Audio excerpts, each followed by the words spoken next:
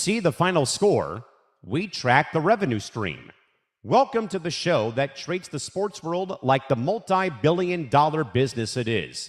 We dissect the ownership deals, the television right battles, the NIL impact, and the media figures driving the entire narrative. From Wall Street to the locker room, we follow the money and the people who control the message. Welcome to Press Row, the business of sports, right here on the Empty the Bench Network. Now, here's your hosts, Callan McClurg and Nick Morgasen.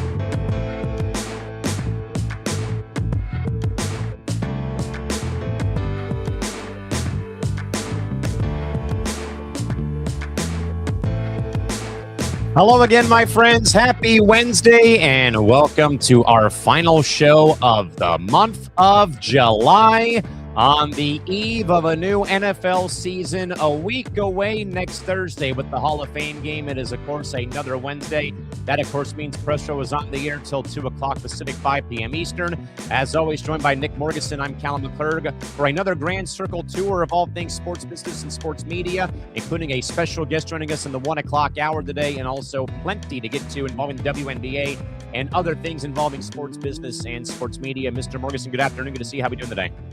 Oh, I'm tired. This is the third show you and I are doing this week. I think this is the fifth one I've been on since Sunday. Hard to believe, right? By the way, it's been a long week. By the way, thank you to everybody that's been watching our content as we continue to grow towards that 3,000 watch hour mark on YouTube. But before we get to all that, make sure you follow us on social media at Press Row ETB across all social media platforms. As you see me, I'm trying to get our shows shared out at the same time while I'm doing all this. I'm simultaneously doing things at the same time. Twitter, Instagram, and someday when TikTok decides to work, at Press Row ETB across all social media platforms. Follow the ETB Network at ETB Network, Twitter, Instagram, TikTok for the Empty the Bench Network. Subscribe to our YouTube channel, youtube.com/ETB Network, to follow everything that we are doing here. So we got a lot to get into. This turned out to be quite a show. It and did. We got a lot of topics and a lot of fun things. And we have a guest for the first time in about, a month? Sure seems like it, folks. And we got a pretty big fish in the pond joining us today. The one and only Michael McCarthy, senior writer for Front Office Sports, will join the show in the 1 o'clock Pacific time window. We'll talk all things involving USA Today, the WNBA, ESPN Layoff, you name it, all that and more with Michael McCarthy, who has been one of our really trusted sources over at FOS over the last run of this show here on ETB. So again, Michael McCarthy from FOS at 4 o'clock Eastern, 1 o'clock Pacific here this afternoon. Going to be good to see him and get him on the air today. Yeah, so I'm looking forward to that. We're big proponents of Front Office Sports, so this is a thrill, to say the least. But we got a big show. We're obviously going to do our own opinions on Ryan Clark addressing his layoff situation, on being interviewed on his own show, The Pivot. Go figure that one out. Tony Romo arrested on operating while intoxicated. We're going to explain what operating while intoxicated means, because that's not normally the term that you hear for that type of thing, but we're going to explain that to you if you don't understand it. Also, we'll get into USA Today's Nancy Armour completely making an ass out of herself, comparing Caitlin Clark's on-court play to Emmett Till's lynching. Yeah, stick around, folks, because Callan and I have a lot to discuss and say about this, because USA Today is not in a good spot right now for multiple reasons. Also, we'll get into Cathy Engelbert and whether she's unfit to be the WNBA commissioner, which you and I think, know the answer to that one already. Also, the WNBPA, I can't speak, WNBPA denies requesting the WNBA to drop the USA 250 All-Star Game patch. again, add this to the list of ridiculous things that go on between the WNBPA and the WNBA. Like, we don't have enough drama going on in the W. Also, UNC football GM Michael Lombardi placed on paid administrative leave. And all I'm going to say is, I told you so. And we're going to have to get into the whole discussion again of NILs being a problem. Also, what else do we have coming up? Oh, Prime Video ends its NBC production partnership, and they're going to go out on their own, and they're going to produce it on their own. We'll talk about that because there's some interesting wrinkles behind that as well. YouTube TV rolls out ESPN Unlimited. Holy cow, they did it. It's not up for everybody yet, though. It's still in the testing phase. There's a catch. Also, Peacock to join YouTube Premium. That's basically a distribution situation. Major League Soccer targeting huge money, at least for them. It's huge money. Dan Le Batard insinuates foul play with LeBron James. Color me shocked. I'm not. And yeah, and we'll get into the whole Alabama NIL executive arrested for human trafficking. And I'm going to disagree with a certain somebody from the lounge on their opinion of the NIL executive situation with Alabama, because there was something that kind of rubbed me-ish the wrong way a little bit. Also, Live Golf is dead and almost buried. Get Alan. Stop it! He's dead already. Get Alan Shipnock on the line, please. Yes, please. And yeah, we got a whole heck of a lot more to go. So, you ready to get started? Yeah, Nick, we do have at least one pressing issue right off the bat before we get to the Ryan Clark story, though. That, of course, Nick, has been the soccer rumor mill going around again with Team USA. Reports, though, from trusted insider Tom Bogert, who covers Team USA for The Athletic, does indicate that the Federation, Nick, for Team USA and Coach Mauricio Pochettino are, quote-unquote, close to a new contract to keep Pochettino around for the upcoming World Cup cycle in 2030. It's really not a surprise. They had a good run. They were never, let's put it this way. You've said this a lot. They were never going to win the World Cup. Can we be clear about that? Yes. There was too many teams ahead. But I give them a lot of credit for handling the whole situation with Flo Balogun. Yeah, Flo Balogun. And he could have completely jumped off the rails and totally caused the PR situation. He didn't. And I think he's a good motivator for Team USA. And why would you get rid of somebody that's the furthest they've been in quite a long time too, right? They won a knockout game for the first time in 24 years this past June. How do you not reward that, right? I mean, yeah, it just seems like a no-brainer. And I like that he's quiet too. Like, because we've had coaches in the past where they just go blah, blah, blah, blah, blah, blah, blah, blah, to the media. Bibbidi, bibbidi, bobbidi, boo. And I'm forgetting the guy's name. This is the German coach. Jurgen Klinsmann. Who is a little bit of a loudmouth. Jurgen Klinsmann. Yeah, he was loud. I remember. Like, he made headlines more than the team. Right. And I can't remember who the other coach was that they had, but Bob Bradley, Bruce Arena. Bruce Arena, well, because I remember him from being a coach here, I think in this neck of the woods. Wasn't he the Red Bulls coach at one point? Revolution at one point, I think, too. Oh, Revolution. Okay.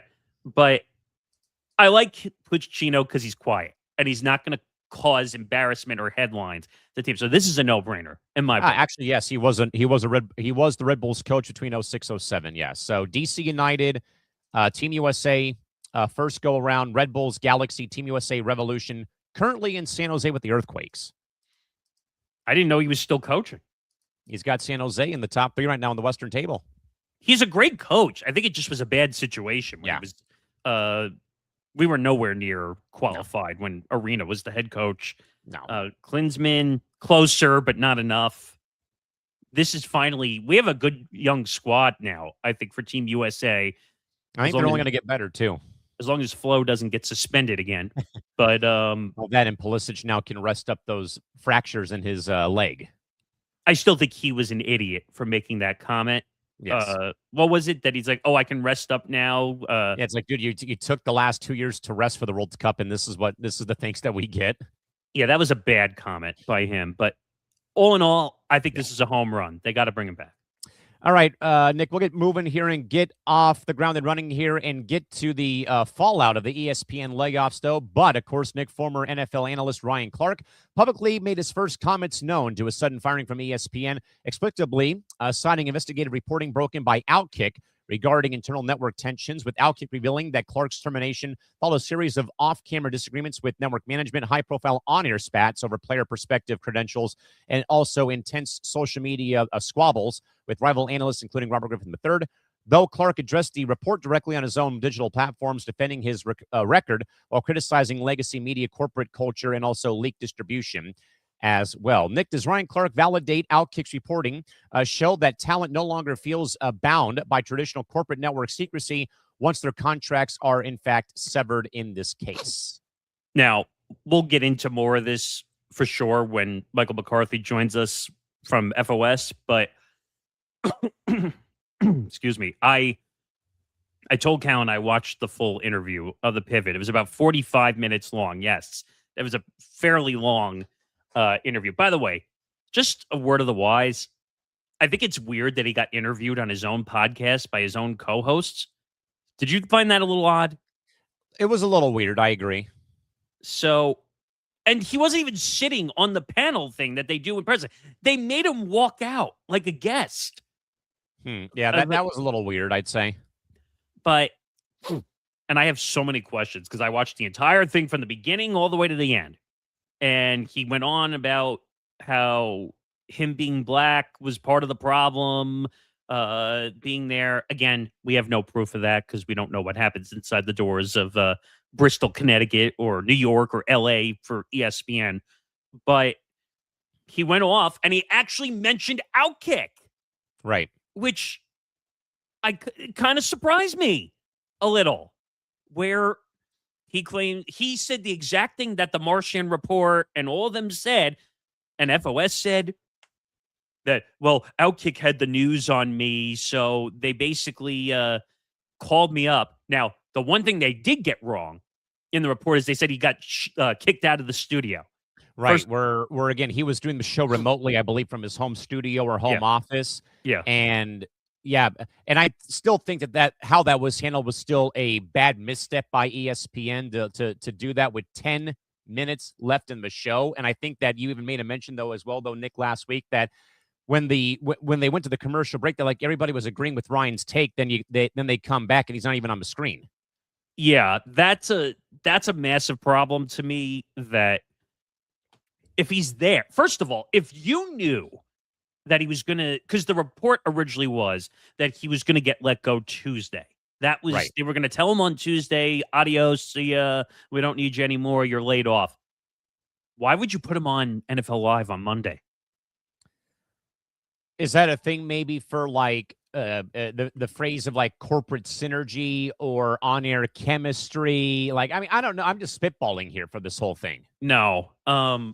I think ESPN made a massive miscalculation in the sense of, if you knew you were going to fire him, you had it on your board. He's on the layoffs. A lot of times when big companies, they have a board and they list. So this is Rich Paul and LeBron picking his next team with a giant whiteboard. Well, I can't prove that. I'm just saying big companies will usually, all the pinhead suits will sit in a large office, and they'll say, all right, here's the 20 names, because I think they laid off 20 on-air talent. Here's the guys we're going to lay off, guys and girls we're going to lay off. Here's their salaries. Who are we laying off? But I think they miscalculated because they waited until he was on air to let him go. Let alone waiting till the last 10 minutes of the show to finally like pull the plug, because of all things to happen, Nick, ESPN, the almighty four-letter network, gets scooped on a story by OutKick. It's not the first time they've been still though scooped. But what I don't understand, and I'll ask Michael McCarthy, because I'm sure Front Office Sports was all over this when the news broke, that so they get scooped, ESPN pulls them off air, and then they told Bobby Burek, that's the guy from OutKick, who's Yes. been on like a hero tour. He thinks like he's the biggest hero of all time because he was going to take down the big bad 4-letter network and he went to the head of PR. I can't remember his name at the moment, and said, I have the news. I'm breaking it at such and such time. I think it was like 4 Central or 5 Eastern. It was one of those. They said, either you break the news or I'm doing it. It was like a threat. Yeah. Almost. It's almost like in a way like a ransom note. Or a hostage situation. Yeah, holding someone hostage or a ransom note. I agree.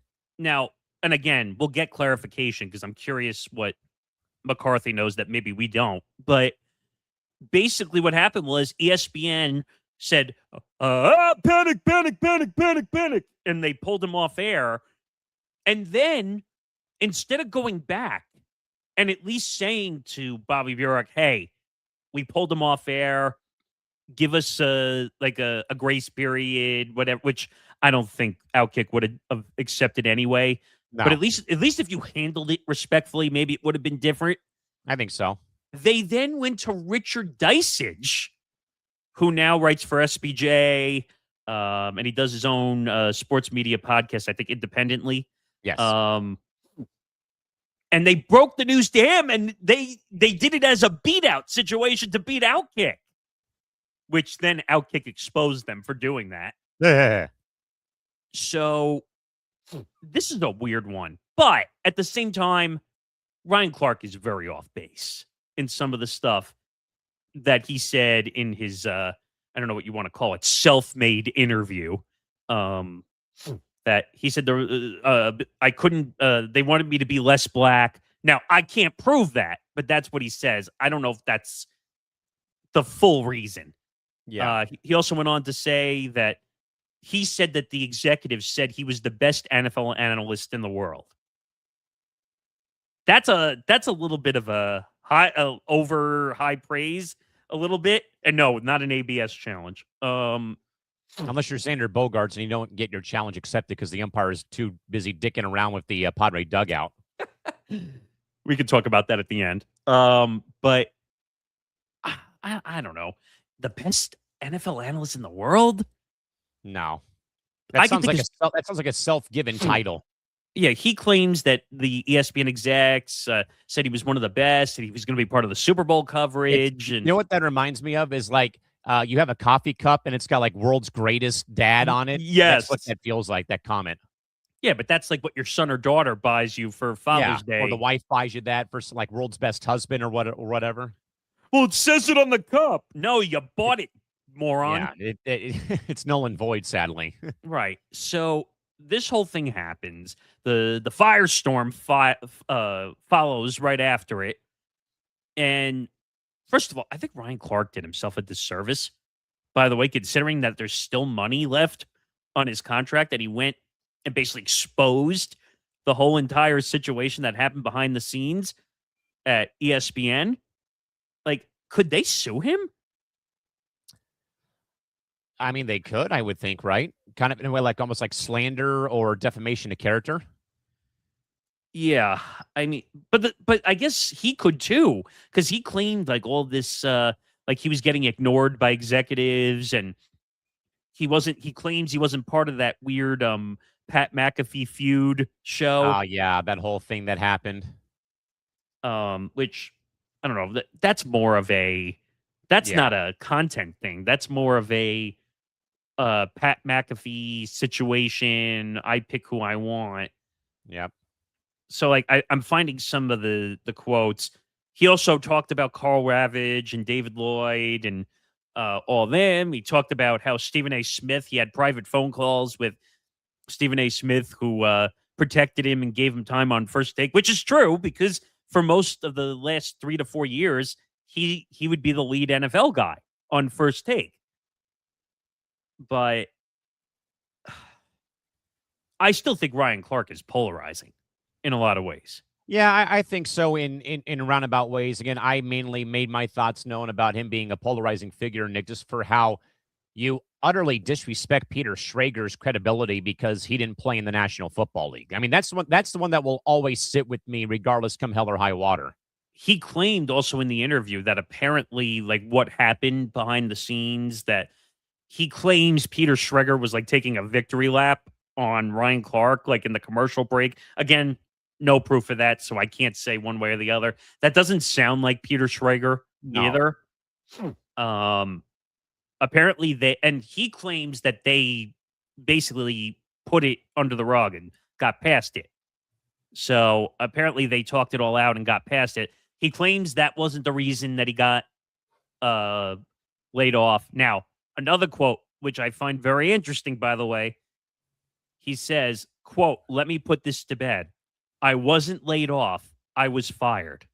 Yeah, of course, and they will change the wording, as we long have said, about what the company will do.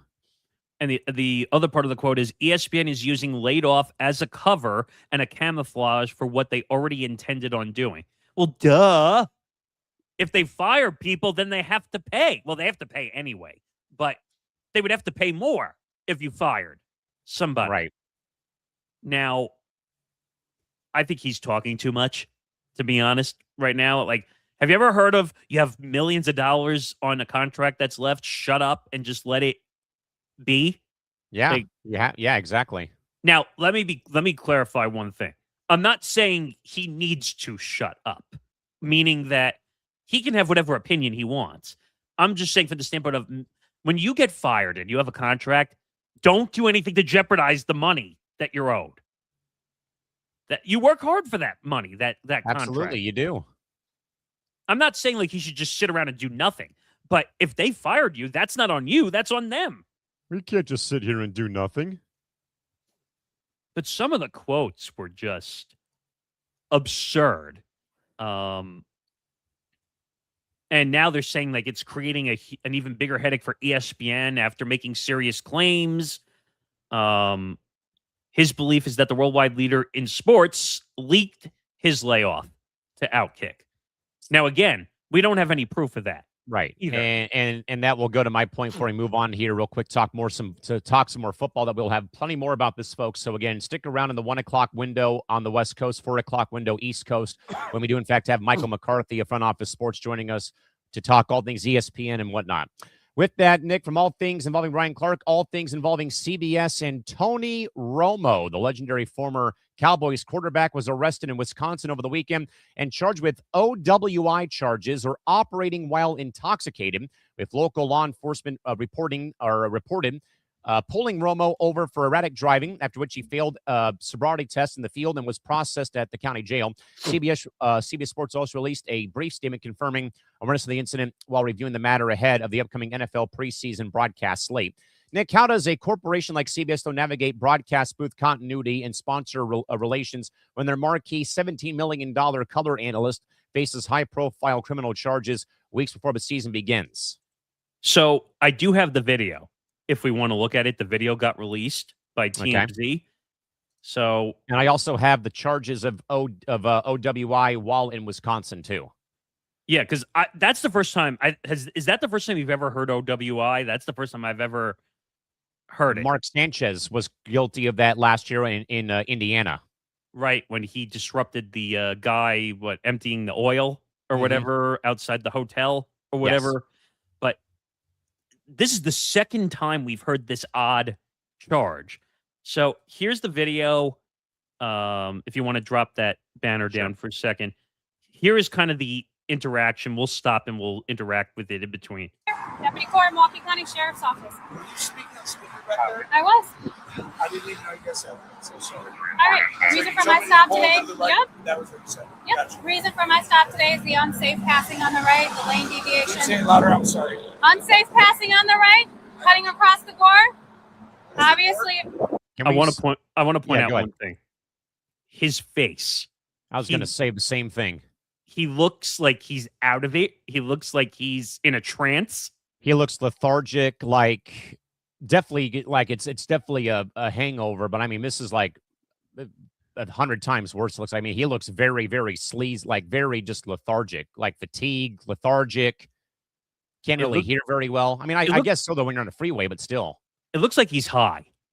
A little bit, the way he looks. And I'm not saying that to be mean. It just looks like his eyes, like he's like, He almost, you know what, Nick? He almost looks like how deranged Tiger Woods looked when he got pulled over a couple of months ago.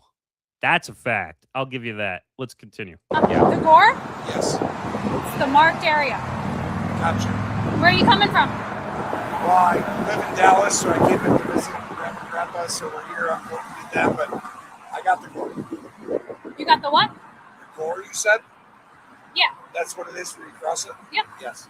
I got Okay. what you're saying. And you were coming. Stop. He looks so confused. He looks dazed, confused, but also Nick, like even his speech is just like Broken up. like he's it's broken speech and like he's rambling kind of in a way. Here's the other thing I don't get. You're a public figure. I think you know what I'm about to say, but you have money. If you're drunk, now, I don't know if he was going to. I think he was going to the golf event because he golfs in all these Charity events or these like celebrity events. Yeah, dude. If you're drunk, like, why? Yeah. Like, why risk it? Number one, you're a public figure. If you get pulled over, everybody's gonna know. Of course. The whole world knows that you were pulled over. Like, this is nuts. And then he's trying to like almost talk his way out of it, kind of. Oh, so pulling a play out of the Rossini playbook when she got pulled over a couple shows ago. Or do you remember, this is a little bit of a blast from the past, but the Tony La Russa getting pulled Yes. over for DUI, and he's like, "Oh, I'm Tony La Russa. You can't give me a ticket." Yeah, I don't think anything will top Tiger Woods though, because I'm the one that broke that story on here, which was just bonkers. That was crazy. From Grandma and Grandpa? What did you say? It's really hard to hear you, dude. I can't hear you either. I'm Yeah, sorry. I know. We got to basically yell at each other, I right? feel like I'm yelling at you. Okay. All right. Okay. Where are you coming from? The golf course. Ah, there we go. So he's leaving the event wherever the event was to head to his next destination. Okay, so he's a moron then, Yes. because he was at the golf course where they probably have alcohol and drinks. If he knew he was going to drink, why did he not hire a driver? Call an Uber, call a Lyft, something, anything. Dude, he's filthy bleeping rich. He could have hired a I know. private driver. Like, I'm aware of that. so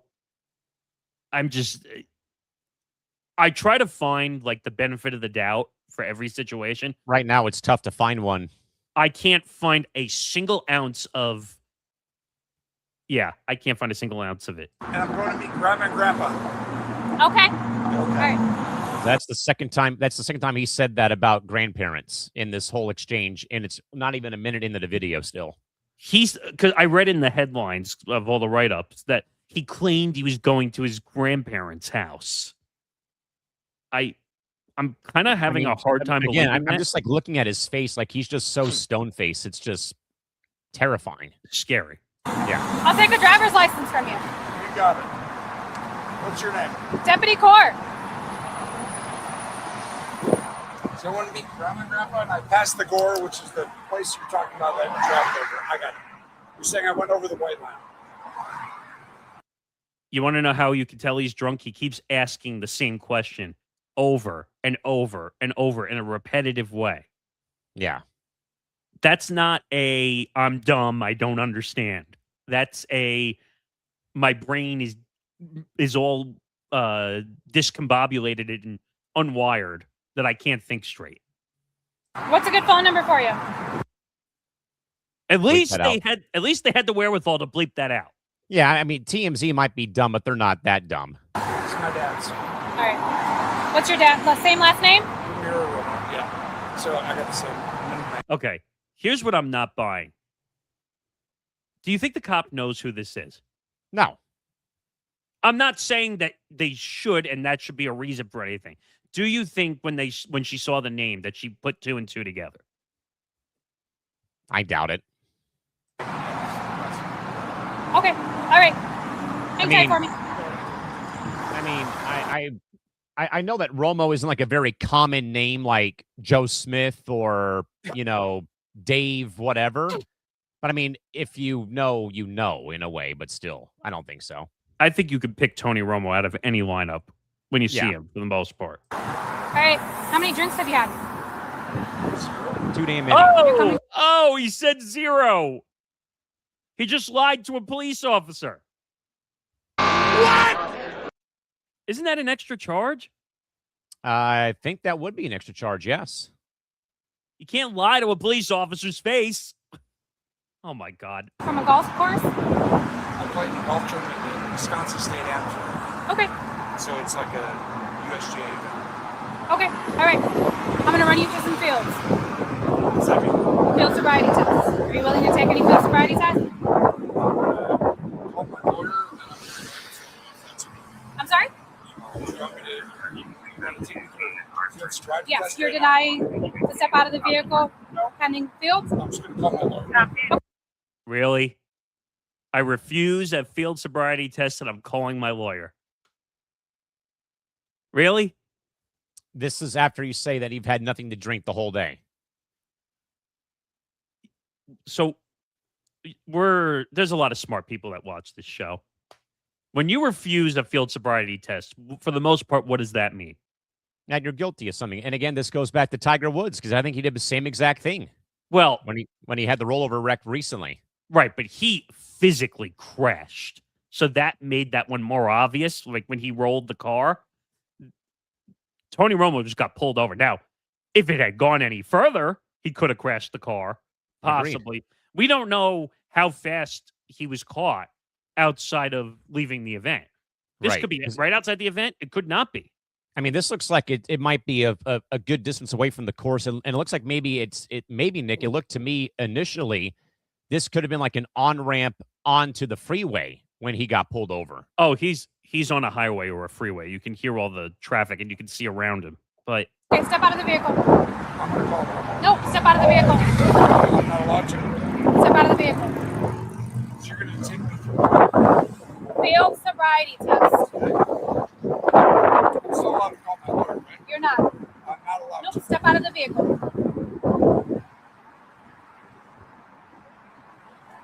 24 in this question. 24. Yeah, see, now he's even like more dazed and confused, especially that he can't call a lawyer now all of a sudden. yes, but you claim you're not drinking or you haven't had a drink. Please, dude. Who are you fooling, man?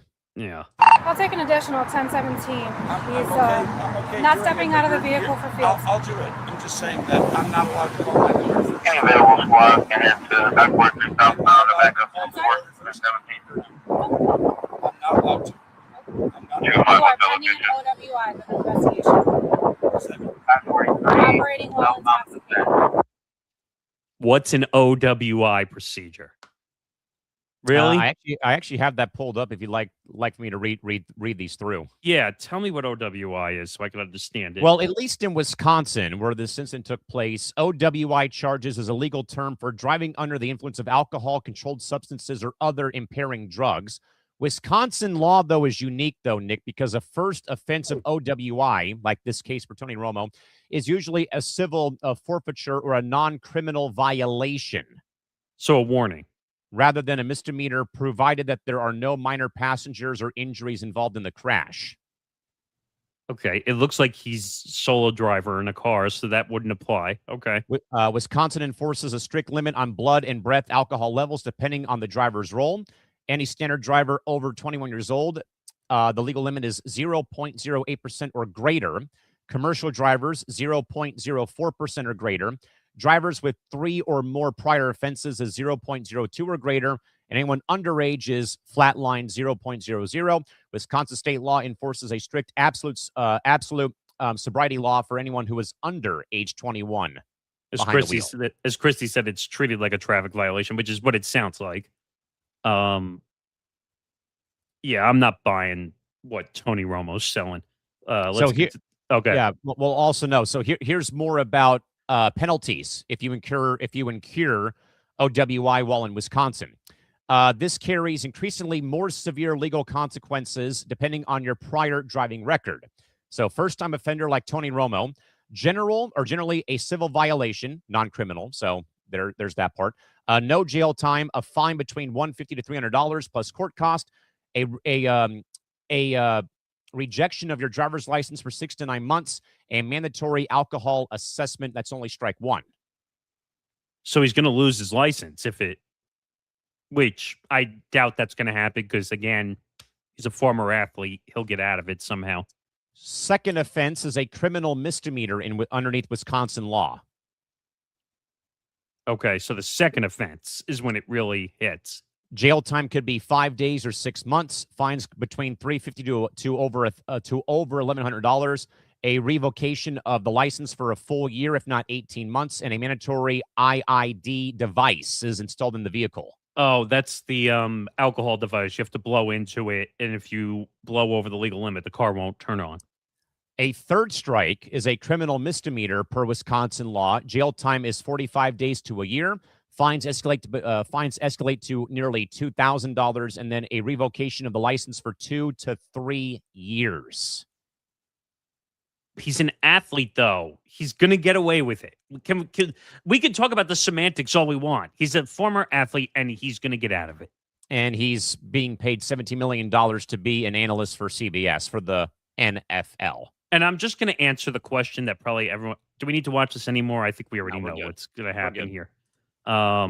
Because evidently he failed the tests and they put him in cuffs. Right. So I'm going to answer the question because you're going to get a ton of people who are going to say, oh, well, CBS should fire Tony Romo. Listen to me. Then CBS is not just going to fire Tony Romo. Should they fire Tony Romo for essentially public intoxication? Yeah, I was going to say real quick, just to kind of like counter a little bit, how's this any different from Mark Sanchez assaulting a man last year in Indianapolis and he got fired?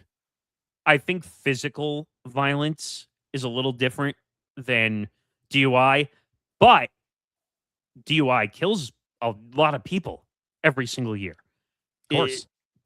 Now, when you physically put hands on somebody, that's violating somebody. Without a doubt. So I think that's why. Now, Mark Sanchez had prior situations. Yeah, prior history, exactly. I don't know. I've seen Tony Romo get drunk before, but I've never seen him get in a car and operate a vehicle. I thought Connor Rowland, our co-host on CBS, has said nothing about it. I've checked the right. Yeah, because they're not going to until they officially get the legal situation hammered out. But Connor Rowland, our co-host on UW, said, OWI, what was he, operating a forklift? I know, right? That I was thinking the same thing. What did he accidentally operate heavy machinery? Yeah, and I think though that your mind kind of goes that way when you hear about OWI, where I think Mark Sanchez was operating a semi truck. I think that he had, allegedly, through the man or blocked the man from entering back into his vehicle. I think Sanchez got stabbed in the lower abdomen as well. So when I heard I thought the same thing. Was he like a forklift or a bulldozer or a semi truck? I was like, what the hell is OWI? Obviously, I've heard of DWI and DUI. Oh, of course. Where you operate. Now, I guess in some instances, cars could be heavy machinery if you drive a bigger car. If you drive the hunkin' SUV, that you see all the athletes have the private drivers in, I guess technically that could be heavy machinery because of the weight of the vehicle. It looked like he was driving an SUV, whatever he was driving. Wait a second. Hold it. Hold the phone here. Hold on a second. What? Nick, the New York Post apparently has put out a exclusive within the last hour. For what? Edward Lewis writes at 9:40 a.m. Pacific time that Romo had an open bottle of alcohol in the vehicle when he was pulled over. Okay, so he's just an idiot, clear idiot. So, hold on. More details about Tony Romo's OWI arrest are coming to light, including a new allegation that an open container of booze was found in his vehicle after he was stopped by local police. The Milwaukee County Sheriff's Office released to the California Post copies of 3 citations its officers hit Romo with right after he was arrested on July 23rd in Wisconsin. One of them claimed that the CBS NFL analyst had an open bottle of an alcoholic beverage located on the passenger side of his black Jeep vehicle when he was pulled over.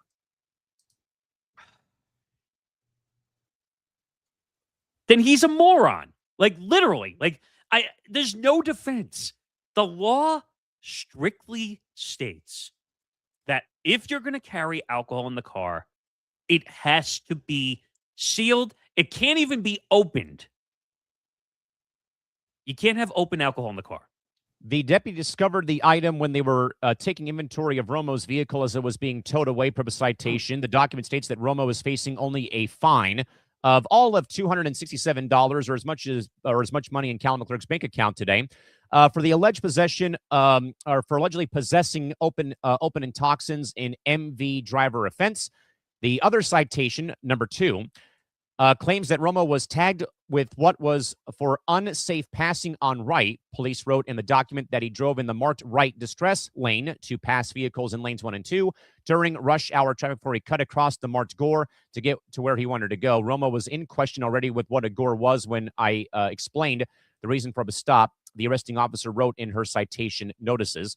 Again, Romo is facing just the fine for the alleged offense per the document. But now the last citation, though, Nick, that Romo was given was for operating while under the influence, an offense that, according to a copy of the citation, carries a $1,000.66 fine per Wisconsin state law. And court records also show that Romo was additionally later cited for refusal to take the test for intoxication after he was arrested. Well, that's what we saw in the video. Christie said he better take responsibility for this when his court date comes up on September 21st, which, by the way, is in the middle of the football season. Just pointing that out. I love Romo, but I agree with Nick on him being an idiot. Yeah, he is an idiot. Like, you can't have an open bottle of alcohol. That's against the law in any state. It's against the law. It's illegal. Because how can you prove that someone didn't drink the alcohol, the driver? Just for clarity real quick, because I know that obviously we're all kind of confused about OWI, and we'll move on here to our next topic here in a second. But, Nick, I just looked it up for both of our home states. There is no such thing as OWI in California or New York. Really? California, it's strictly DUI. Yeah. And in New York, it is strictly DWI or DWAI. What's DWAI? Driving while intoxicated, of course, is DWI. But I know that. Driving while ability impaired is DWAI in New York State. Yes. Okay. I've heard that before. That's rare. I've never seen a DWAI, but I've seen DWAI. Christy also said there's no OWI in Montana. I think it's DUI. So, again, every state is different when it comes to these sort of charges. So he kind of was in the wrong place, wrong time to catch this. And we both, I think, said it right, though, that as soon as you say no to the sobriety test, you're going to be getting put in cuffs. What are you doing, man? I didn't realize he had an open bottle of alcohol in the. Oh, that story came out from the California Post about roughly 2 hours ago out here in California. But I'm saying that's a clear piece of information that was not. You couldn't see it in the video. I'm wondering if she saw it on the other side, looking through the. At least what Edward Lewis wrote, it was another officer during when they towed the vehicle off the freeway that they found the bottle of booze in the near the passenger seat, apparently, per the report. And people are going to say, "Oh, but they caught it after the fact." It doesn't matter. It's in the vehicle while he was in the vehicle and operating that vehicle while he was intoxicated. Simple as that. And the thing is, let's say he didn't drink it. It doesn't matter if it's still open. There. But if it's opened. I think you can carry alcohol as long as it was never open. Like people who carry like a 6-pack or a 12-pack, they take it to a party. As long as the seal is not broken on it, you can carry it to a party. But if the seal is broken or a bottle was open, it doesn't matter if you drank it or not. They're going to assume that you're DUI or DWI. Whatever the acronym is going to be, exactly. Because they can't prove if you didn't drink it or not. So... Tony Romo is up Schitt's Creek without a paddle. Like, now, do I think CBS is going to do anything? No. He's the number one analyst at CBS next to Jim Nantz. Oh, I don't know, Jim. Well, now he's got to be saying that about himself with his own situation. I don't know, Jim. I got myself into an OWI situation on the highway. Can you help me out? No, we can't help you out. There's plenty of other people. I could see J.J. Watt stepping into that spot now that he's at CBS. I mean, he's not going to get in trouble. He's a former player, former athlete. He knows how this works. Can we promote Dan Fouts to the number one booth for CBS? I don't think he's there anymore. I think He retired, retired. sadly. But he's not going to get in trouble. No. He's going to get slapped on the wrist, and then we're going to forget about it. All right, Nick, we're getting close to the top of the hour here. We'll kind of rush, or not rush, but kind of get through these topics a little bit here involving all things WNBA for the next 3 topics here. But, of course, Nick, the big one, though, of course, was USA Today beat writer and columnist Nancy Armour generating more national outrage after publishing an opinion piece that was later corrected to become an opinion piece, drawing a direct line between physical fouls on Callan Clark and the 1955 horrific lynching murder of Emmett Till, as media critics, fans, and editorial boards across the industry condemn the comparison as wildly inappropriate and also inflammatory, sparking intense debates surrounding modern sports journalism standards, opinion page oversight, and also sensationalized rage bait publishing and clickbaiting. Nick, when a opinion writer crosses from provocative commentary into deeply offensive historical equivalences, what is the editorial liability for major publications like USA Today in wake of this fallout?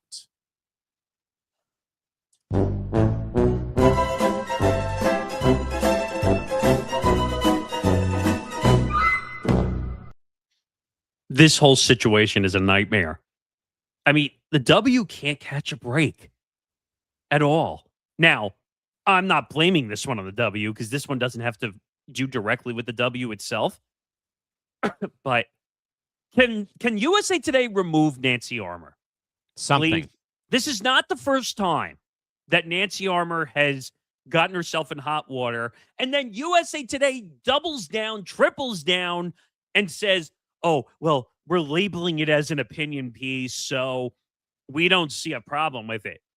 You don't see a problem with comparing Caitlin Clark's actions on the court to a lynching that took place? Yeah, I mean, why are we even going down this rabbit hole of comparing a basketball player being fouled, which happens, I'd say, Nick, almost every damn possession in a basketball game. Last night, I saw her get hit in the thigh, and they didn't call it. Again, but also you're dragging dark American history into a piece about a basketball game. The comparison has zero to do with one another. I mean, there's no comparing any of this nonsense together. There's no way, no how, and for USA Today, Nick, to sit here and keep that mention in the story. But then, as you said, though, they triple down, double down, whatever it is. They keep hitting on 19 at the blackjack table. They go the route of label this an opinion piece, and they still don't remove the comparison. They still don't remove that mention. I mean, how is that, again, how is this even allowed in 2026? Unfortunately, when you've been around as long as Nancy Armour has, or like a Bill Plaschke, who we love, but went a little overboard about the politicking of the Dodgers showing up at the White House, and he's not an opinion writer. He's a columnist for the LA Times. So you have to be careful you don't jump over the line into opinion because you don't like politics or you don't like what Caitlin Clark stands for, which apparently what Nancy Armour has been doing this whole time. But to compare Caitlin Clark's, if you want to call it antics, I wouldn't call it antics, but that's what they're I think calling more it. that Nancy was comparing all the physical play towards Caitlin the last 3 years to the lynching of Emmett Till, which again still makes no effing sense.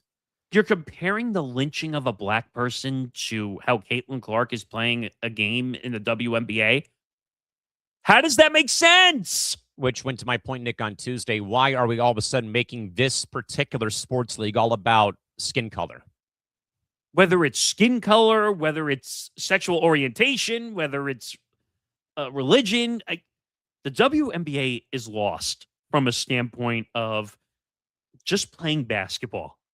Go out and play basketball. Stop with the fictitious headlines that you're creating.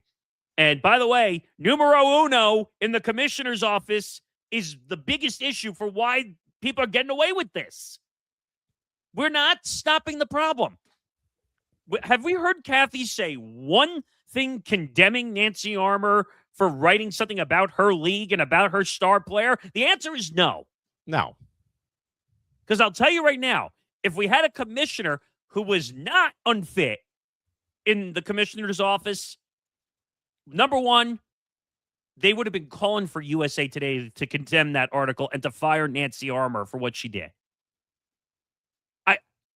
There's zero relevance to this comparison. Zero. Usually, what did I say to you before? Usually you can find part of a benefit of the doubt for why someone does something. There is no benefit of the doubt here, though, folks. No, there's absolutely none. No benefit of doubt. No benefit of the doubt.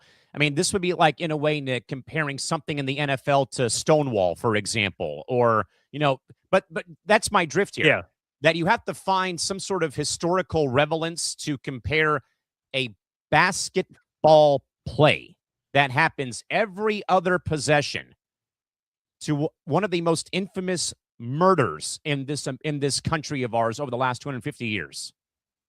Why am I forgetting her name? The one that we had on Christine Brennan. Christine Brennan. I don't know if that name went out of my head.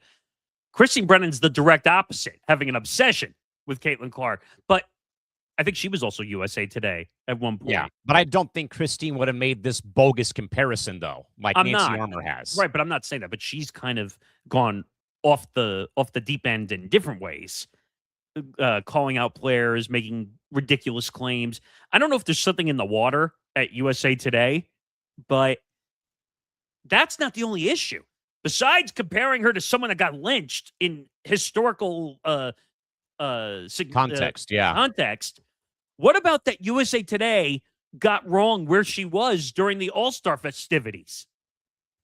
Like, where is the editorial staffing that's supposed to be responsible for when these stories go out to say, hey, did you do fact checking to make sure everything you're putting in an article is going to stand up against possible libel if it gets thrown out there? Cathy Engelbert has made the situation worse by doing nothing. Yeah. I mean, color me shocked, though, sadly, right? Between the whole Dan Patrick interview, blowing it off, to not even making a statement to condemn what Nancy Armour did, writing for USA Today. USA Today is trying to hold on to any relevancy it has. There is no relevancy left. They're down the creek without a paddle, as Nick would say, or they're living in a van down by the river. Yeah, they blew this by, number one, getting wrong that, she was getting a haircut in Iowa, and that's why she didn't show up to the All-Star festivities. I mean, USA Today, do you realize she has the Caitlin Clark Foundation?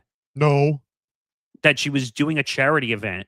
Because a lot of, during All-Star festivities, a lot of the players bring their charity foundations down to the All-Star festivities. But no, USA Today had to be first, not right. I hate the society we've become when it comes to media, where, if I rush and I put something out first, then everybody will click on me and retweet me and share me. But did you check? I can guarantee you right now, Christy, that we wouldn't be the commissioners of the league. We'd be in charge of media relations and PR. Nancy Armour would be having her credentials revoked right here and right now. If we found out as the head of PR that Nancy Armour written this story, I would have called USA Today in 5 seconds flat and said, what the hell is wrong with you? Number one. Number two, there's no room for that in the media covering the W. The W has enough issues when it comes to skin color, race, sexuality. There's no room for that. And if USA Today were to say to me, it's an opinion article, opinion my ass, you made a terrible disparaging remark.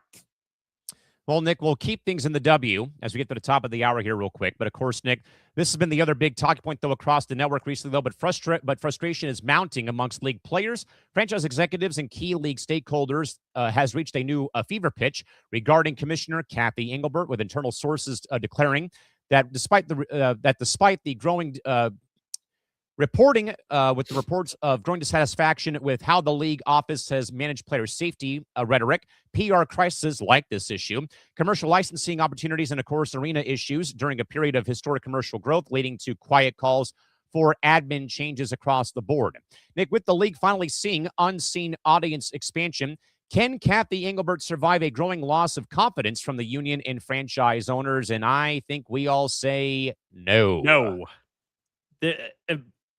I need help from a certain somebody on the soundboard here. It makes sense to me. That's the one time I can play that, and it's actually relevant here. Yeah, Michael K., I don't know how to make it make sense to you, but, like, Cathy, and you said it well last night on Cranium. I've been screaming it on the rooftops from the last couple of PR episodes. There's no way she could survive. No way. She deflected the question of whether she thinks she's going to be the WNBA commissioner in 2027, basically saying, oh, look at all the positive things. I got the TV deals, and I'm echoing off what you said last night because I agree. No one cares about the TV deals you got. If you're bad for the reputation of the W, people are going to go find something else to watch. So who cares about your stinking TV deals? Nobody. The straw that broke the camel's back for me was how they blew off Dan Patrick.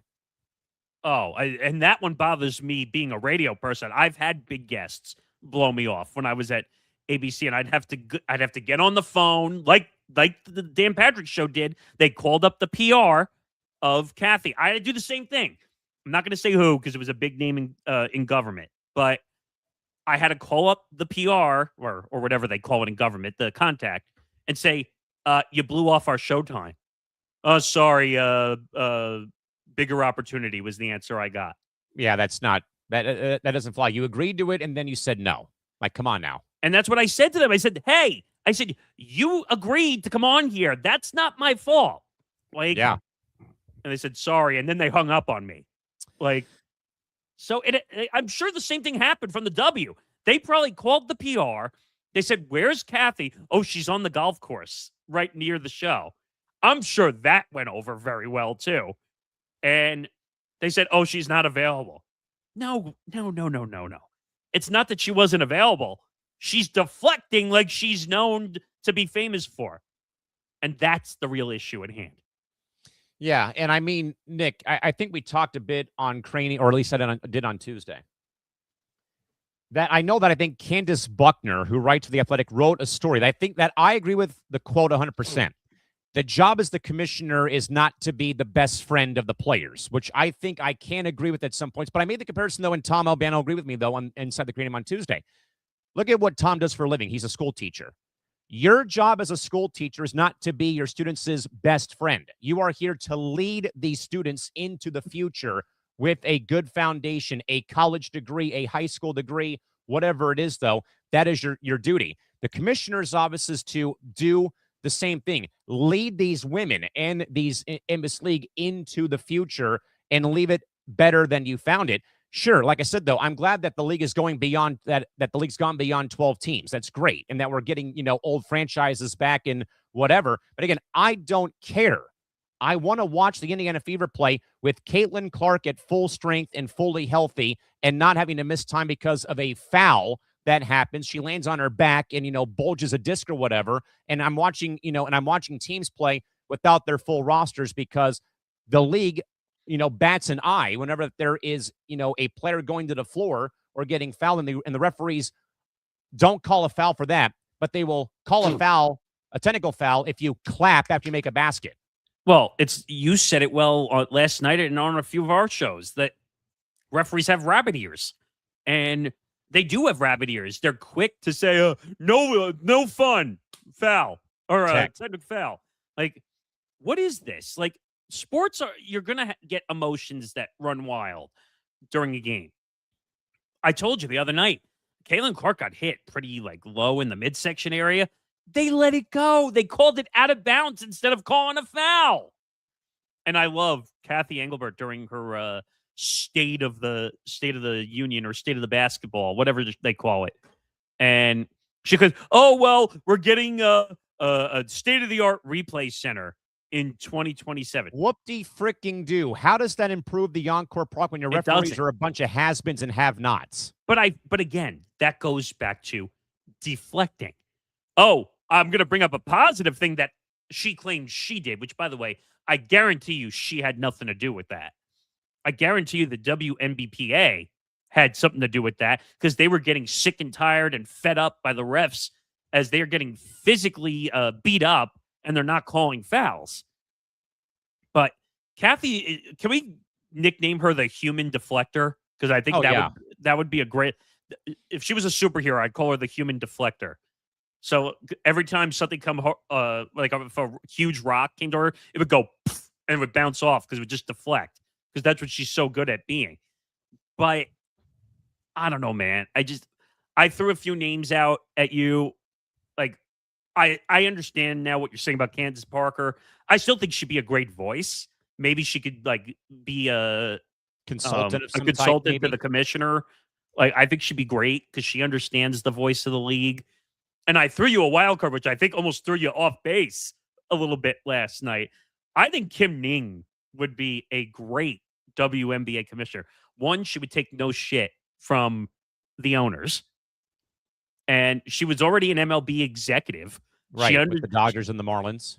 But she was swimming in a men's executive world already. So she can handle all the BS. She would work with the players rather than pushing them away. She would listen to the WNBPA. I think that's a no-brainer if they brought her in. Now, she was just made commissioner of the Women's Pro Baseball League, which, again, perfect spot too, because she gets to work with all the women athletes and everything. But I think she would be incredible she's got the business acumen. She understands sports. Remember how I said you need a balance? Yes. Cathy is too much business, not enough chemistry building between the front office and the players. What did Asia Wilson say? Oh, well, my relationship is only with awards only. Or what did Nafisa Collier say? The relationship between the players and the commissioner's office is the worst in the world for any professional sport. Candace Parker, my comments on Tuesday when she told Aaliyah Boston on their Post Moves podcast. Yeah. I get more phone calls and texts from Adam Silver than I ever got from Cathy Engelbert in the time that she was commissioner when I was still playing in the W. I've heard multiple interviews now. I forgot. I saw an interview the other day. I think it was like one of her former coaches in college was being interviewed. I don't know. Mm-hmm. I think it was a Hall of Fame coach. I don't remember who it was. But I just don't get this, man. Like, it's confusing. She can't be commissioner anymore. Now, you're going to run into a situation like the NFL and the NBA where they're so used to just having the same person. If they bring her back, I think you're gonna have to do this.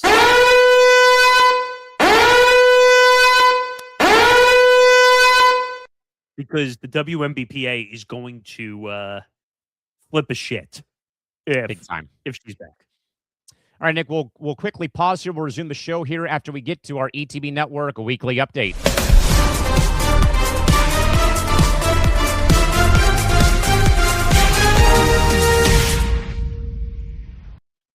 Well, it's almost football season, my friend. It's almost football season. A couple days, we'll turn the calendar to August. You heard in the content dungeon all the new stuff.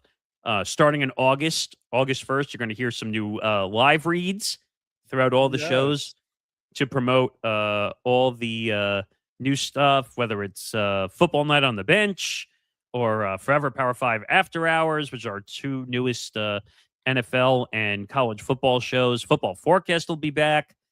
Forever Power 5, the original show, will be back. So NFL is on the forefront. We have fantasy leagues, our ETB Fantasy League, our ETB Survival Pool, because we can't call it Survivor Pool because the WWE will wreak hell on our network. How dare you? So we have a lot of NFL stuff and college football stuff coming up. August is kind of like that transition month. The summer is kind of a slow period. You have baseball. You have UFC, which Tom and Zan have been doing a good job on with Bando's Breakdowns and Fight IQ. Actually, speaking of Fight IQ Puncher's Chance will be airing tomorrow. Tomorrow at 3 p.m. Eastern Time. And Bando's Breakdowns is actually going to air on Saturday now. So it's going to be live on Saturday at 11 a.m. because I spoke to Zan again earlier today. That tornado went through his area and wreaked havoc. in his area, and apparently he wasn't getting his power back until at least 6 p.m. Eastern on Friday.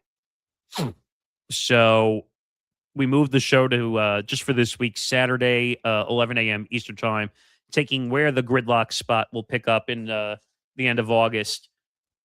So he'll be back on Saturday. He'll do Zinger on Sunday. Everything should be fine. Also today, Tough Enough is back, single episode. Episode number 9. Or is it 8? No, it's 8. It's 8. 8. So check that out. That'll be after us at 6 p.m. Eastern time, 3 p.m. Pacific later today. Like I said, Fight IQ Puncher's Chance will be Thursday at 3 p.m. Eastern. That's going to be a long day, actually, because I'm also doing Moving the Goalposts with Nick DiMartino, the Nick and Nick show. That's going to be 4 shows for me this week. I'm on my 5th. Yeah, it's been a long week for the two of us. But Thursday's going to be a long day. MTGP, Fight IQ Puncher's Chance, and then, what is it? Hitting for the Cycle. Which, by the way, Hitting for the Cycle is in the news with the MLB trade deadline coming up. Coming, baby. We might be doing a trade deadline special, I think, on Monday. Still working the details out on that. It's an open day. There's only one show, technically, on that day right now. So we're going to work through all that. And like I said, thank you to everybody who's been watching and putting the time in to help us. We are basically at the 2,800 watch hour goal. 200 more hours gets to 3,000. That opens up the gateway to do a heck of a lot more things here. And eventually it's on the horizon to 4,000 for monetization for YouTube. Excuse me. So check us out, youtube.com/ETB Network. Subscribe, hit the notification bell, check out everything we're doing. Watch the replays if you can. If you can't watch the things live, it helps our numbers. Check out all the clips and stuff that we're doing. And yeah, onward and upward. All right, now we'll get back to finish off hour 1 with 2 more stories here real quick. Following reports that the WNBA opted to remove the commemorative USA 250 patch from the All-Star Game jerseys during the weekend, the WNBPA explicitly clarified to media outlet OutKick that the union never made any formal or informal request to pull the national anniversary patch off the jerseys. The statement places full responsibility back on league executives, including Cathy Engelbert, fueling further discourse over admin decision-making messaging. Nick, why did the WNBA league office pull the commemorative patches if the union never asked for them to be removed in the first place? This is a classic she said situation where we don't know who's right here whatsoever. Now, obviously, with it being the 250th anniversary of the USA, every sport has been wearing commemorative patches, including UFC. Well, yes, their commemoration was doing it at the White House. But just remember what I said to you before the show, and I said the last couple of days. Just add it to the list of drama that the WNBA and the WNBPA are dealing with. And I don't know who to believe, by the way. How ironic that OutKick was the one that found out the news, because they have to stick their noses everywhere where it doesn't belong. But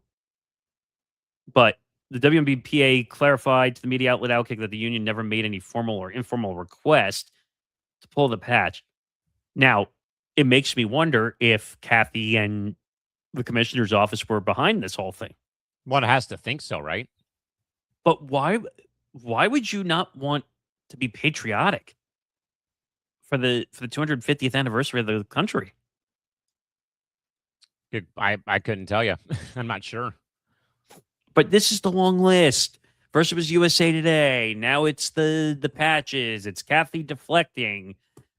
The WNBA, whoever their PR department is doing a terrible job of saying, hey, Cathy, maybe you should put the patches on the jersey. It's going to look bad because every other sport has done it and we're the only one that hasn't done it. Maybe. Yeah, something. I don't know, man. It's just one of those things where it's just like, what do we do? I don't know what you do, sadly. I mean, I don't know. I mean, trying to get a read on this league, Nick, is like trying to read a Thomas guide back in the day when you're driving and you're lost in the woods somewhere. Yeah. I mean, I don't know. I mean, that's putting it lightly, sadly, Christy. Yeah, I don't know what to say. It's just one of those things where it's just like, what do we do here? Because the Cathy can't do it. Yeah, I don't know. I don't know what to really think here. Yeah, I don't either. That's the way that we're going. But then, Nick, we'll leave that behind. We'll get to all things college football. Again, the big story that broke yesterday, UNC football has had to place, has officially placed their GM of football operations, Michael Lombardi, on paid admin leave pending an internal compliance review. While the school has withheld specific details regarding the investigation, the move comes amidst the heightened regulatory oversight of roster management, NIL distributions, and, of course, athletic department administrative conduct. Nick, displacing a high-profile GM, good heavens, on paid admin leave highlight how volatile that the front office compliances have become now in college football and, for that matter, college athletics' new revenue-sharing era. Boy, we've been talking about this story for quite a few days now. It's amazing the black cloud that follows Bill Belichick, right? Everywhere he goes. And I'm surprised that they connected together, or why he connected with Michael Lombardi. It's not the first time we've seen this whole situation when it comes to Deflategate or Spygate or PhoneGate with Tom Brady. And it's unfortunately one of those situations where you have to start questioning whether Bill Belichick is the problem. But at the same time, how many times do I have to say I told you so about NIL situations? You're not telling me anything new. This NIL BS needs to stop. We haven't figured out how to regulate it. What's the joke I make constantly about regulation with NIL? It's like cryptocurrency. Right. The government hasn't figured out how to fully regulate cryptocurrency because there's really no way to fully regulate it as of yet. There's no way to regulate NIL. At least they haven't come up with a system. So everyone is running wild. It's leading to athletes signing a deal. Then, I found a better deal at another school. Let me go over here. So I'll put that aside for a second because that's another thing. But remember the situation. Michael Lombardi traveled overseas to Saudi Arabia looking for private investment. Yes. And that was a little bit controversial because we've never heard of such a thing in college sports. We've heard of the rumors of private equity or private what's the term I'm looking for? Just private investment. Private investment, private equity, LPs, you name it. Yeah. And that's been a rumor for a very long time. And eventually it was going to happen. Private equity, private investment was eventually going to happen. But you're now crossing a boundary when it comes to these guys are now going from being collegiate athletes to they shouldn't have eligibility anymore because they're making money off endorsements, even though they won't call them endorsements because then it's a legal problem. Guys, it's endorsements. You can call it NIL. You can give it a fancy name, all you want. It's like collecting on an endorsement deal when you're in a professional sports league. So now, the rumor that came out was, or not rumor, but the report that came out is that a former, and I can't believe they're calling it front office employee for UNC came out and said that filed like a claim against him for inappropriate behavior. Now, again, you and I were not in the room, so we have no idea what the hell happened. But what do you think is going to happen 10 times out of 10 when someone reports an allegation? They're going to have to investigate it. And then they have to put the person on. Now, this is rare. They were put on paid. Lombardi was put on paid administrative leave. Right. Yes. Usually, when you're on investigation or you're put on leave, it's usually not paid. So it makes me wonder what happened in this scenario. And I don't know. You've been in this space in college athletics for a long time. Like, there's a smoking gun here, right? Oh, I mean, yeah. I mean, it's a smoking gun. It's the Wild West. I mean, there's no law and order. Mariska Haggerty isn't out here solving these cases for the NCAA, sadly, because again, Nick, and this again goes to my perspective. I know that people love to grill me about this. Again, I've been in college athletics as an announcer for 15 years, dating back to my time in Division II and starting year 10 at the University of San Diego in 2 weeks' time from today on August 12th. I've seen it more, Nick, though, at the D1 level since NIL became a thing, like 2021, roughly around that time frame, that a school like mine is the one who suffers worse than Georgia, Alabama, you name it, because, again, you're in the West Coast Conference. Your football team plays in the Pioneer Football League 1AA, or what is it, FCS level football, whatever it is. These are the programs that suffer worse than UNC does, for example, because the main thing I've seen in 10 years, Nick, has been that a school gets a recruit, to come in as a freshman. Then it's either the coach leaves, no playing time. They get injured. Those are the main three things that I see people that I have seen athletes leave this university. And, and it's been a bit more interesting with how our indoor volleyball team has been. They've won, I think 16 conference championships. They got to the Final Four 4 years ago. And it still is weird, a little odd for me when I see star players go and leave to go play at Nebraska or Indiana or a big name volleyball program. Same goes for basketball, where I think one of our, better players last year just went to Tennessee State University, went to TSU. And not even giving the new head coach a chance to play out the season. And I felt that same way, Nick, when our women's basketball team, brought in a new head coach that, here the new head coach and her assistants bust their ass, Nick, to go and recruit these high school kids. They bring them in for a year, and either injuries happen, which I understand, but then a lack of playing time, Nick, they're already out the door after one season to go somewhere else. And that's been the main problem, I'd say, with the whole NIL collective. And I would also say, Nick, the other ghost in the room is the damn transfer portal, where, again, I will again say my thoughts that to regulate this, you have to be at a school for 2 years minimum. That's the deal. That's with the deal or without a deal, because what good does that do for a coach who bends over backwards, travels, the country to watch you play, to get you to come to your university. So you got all that done. You get in, and then maybe you're not playing year one as a freshman, which, again, that happens all the time, though. Then once you get developed, though, and you begin to start playing more, just because an SEC university can cough up $10 million in a NIL contract for you, you leave that coach in that school in that city high and dry?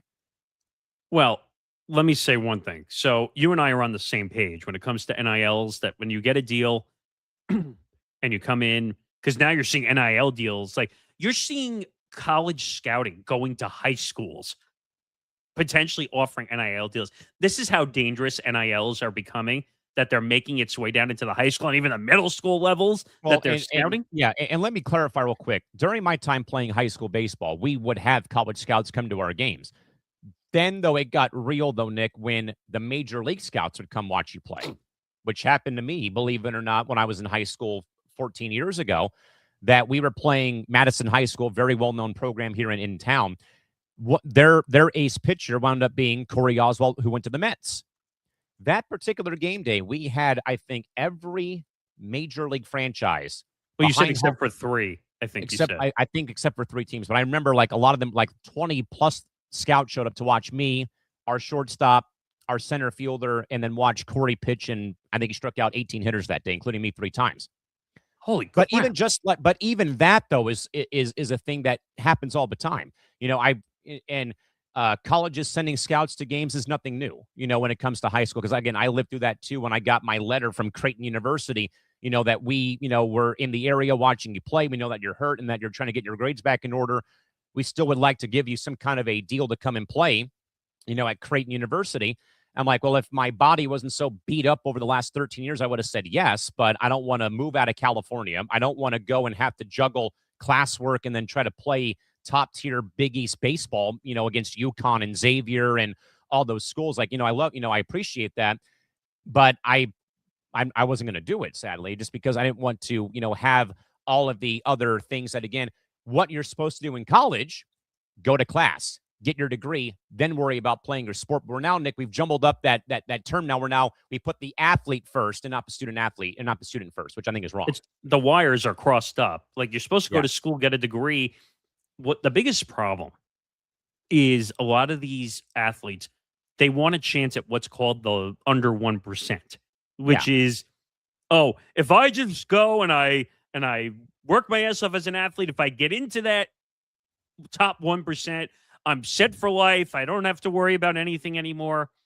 First of all, don't be a Greg Oden. Oh, great comparison. Think about it. Greg Oden, Ohio State, one of the greatest college basketball players, in my opinion. Went to Portland, though, and then his knees gave out. But he never finished his college degree. Right. Remember, I think he was drafted, after the first semester, I think? Yes, by the Blazers. And then I think his knees gave out on him because he was just too damn tall and couldn't move, sadly. And great college basketball player. One of the best. Think Zion Williamson. Like, great player. Like, he blew his leg out multiple times. Well, his weight was a problem, too. Yes.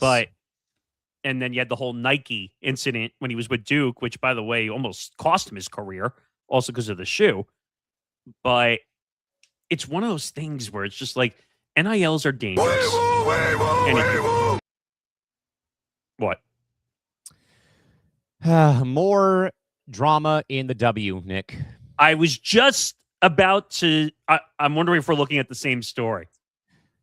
During the course of the Fever game in Seattle at Climate Pledge Arena on Tuesday night, there were dueling signs from young fans on Tuesday that have now prompted, Nick, a response from majority Storm owner Ginny Gilder, who tells Front Office Sports that everyone who attends a Storm game deserves to feel welcome, and we remain committed to creating an inclusive environment where every fan is treated with respect. This, of course, Nick, comes in wake, though, of what, of course, had gone on involving Sophie's comments regarding, again, trans athletes in sports and so on and so forth.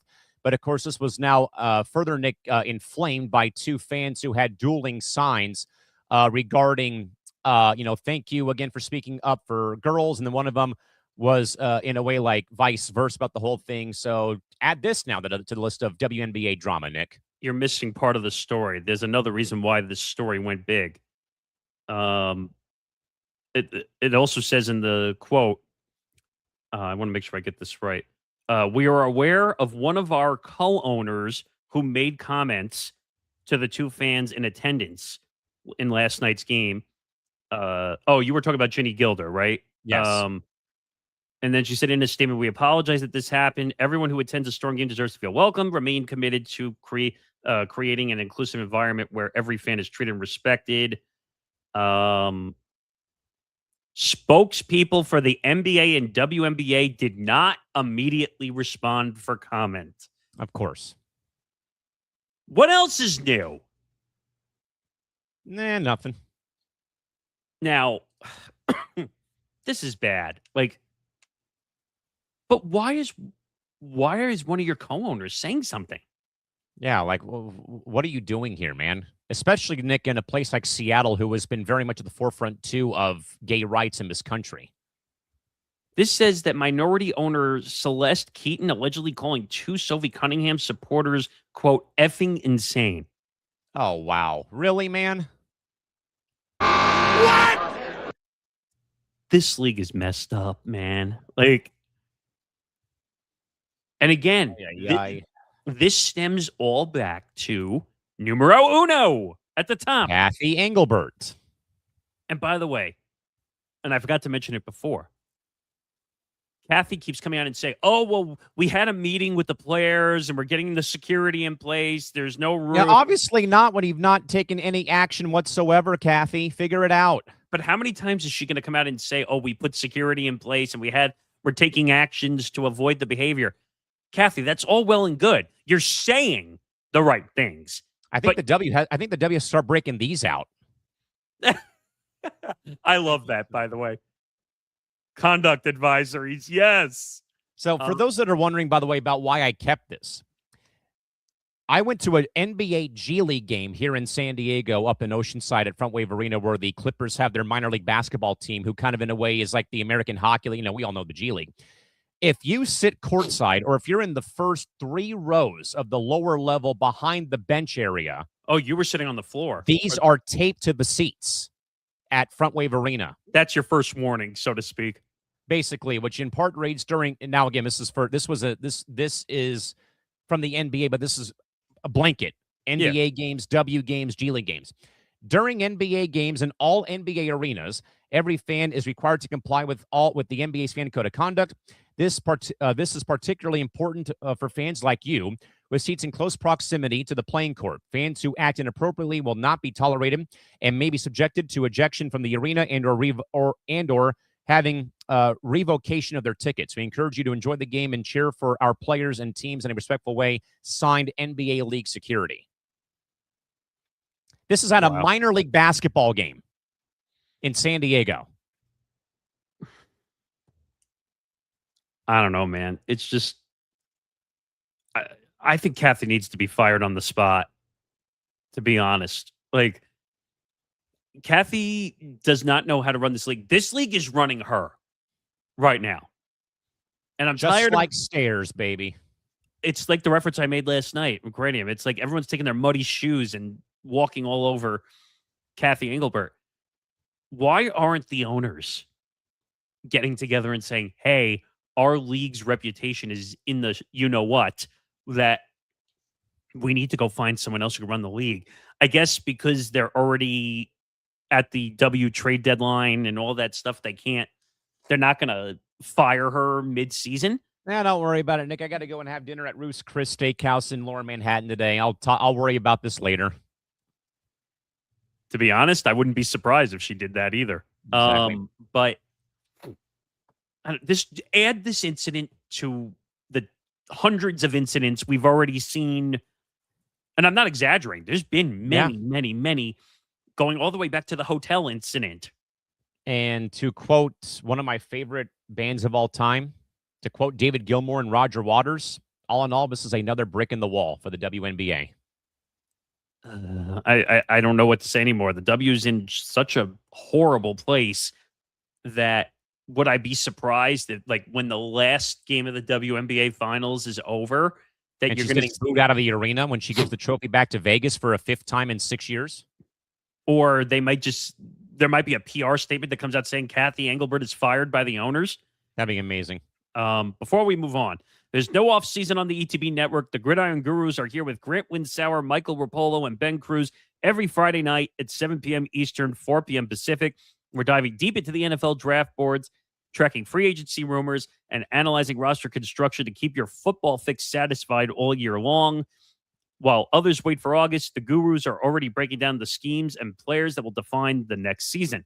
Stay ahead of the curve with the Gridiron Gurus, only on the Empty the Bench network. Make sure to subscribe to our YouTube channel, youtube.com/ETB network. Right now they are on, like, as I said, on Fridays at 7 Eastern in about a month-ish. They will be back into their Sunday slot, noon Eastern, 9 a.m. Pacific, leading you into the Sunday slate for the 1 p.m. Eastern time window. As a reminder, folks, again, we got Michael McCarthy on deck in about 32 minutes. We're going to try to fly through the remainder of our hour 2 topics here at this rate with where we're going. Nick, in media news, we'll start off shop with Amazon Prime Video severing ties and not deciding to extend their production partnership with NBC Sports for TNF. Since acquiring the rights exclusively, Amazon had relied on NBC for technical infrastructure, crew management, and mobile broadcast units. Prime Video will now transition to a fully in-house production model, signaling tech giants' desire for complete operational control over live sporting broadcast. Nick, is Prime Video bringing broadcast production completely in-house, a blueprint for perhaps Apple, Netflix, or Google that will inevitably be followed to cut out legacy TV networks? So let's do a little bit of a historical timeline to explain how this originally worked.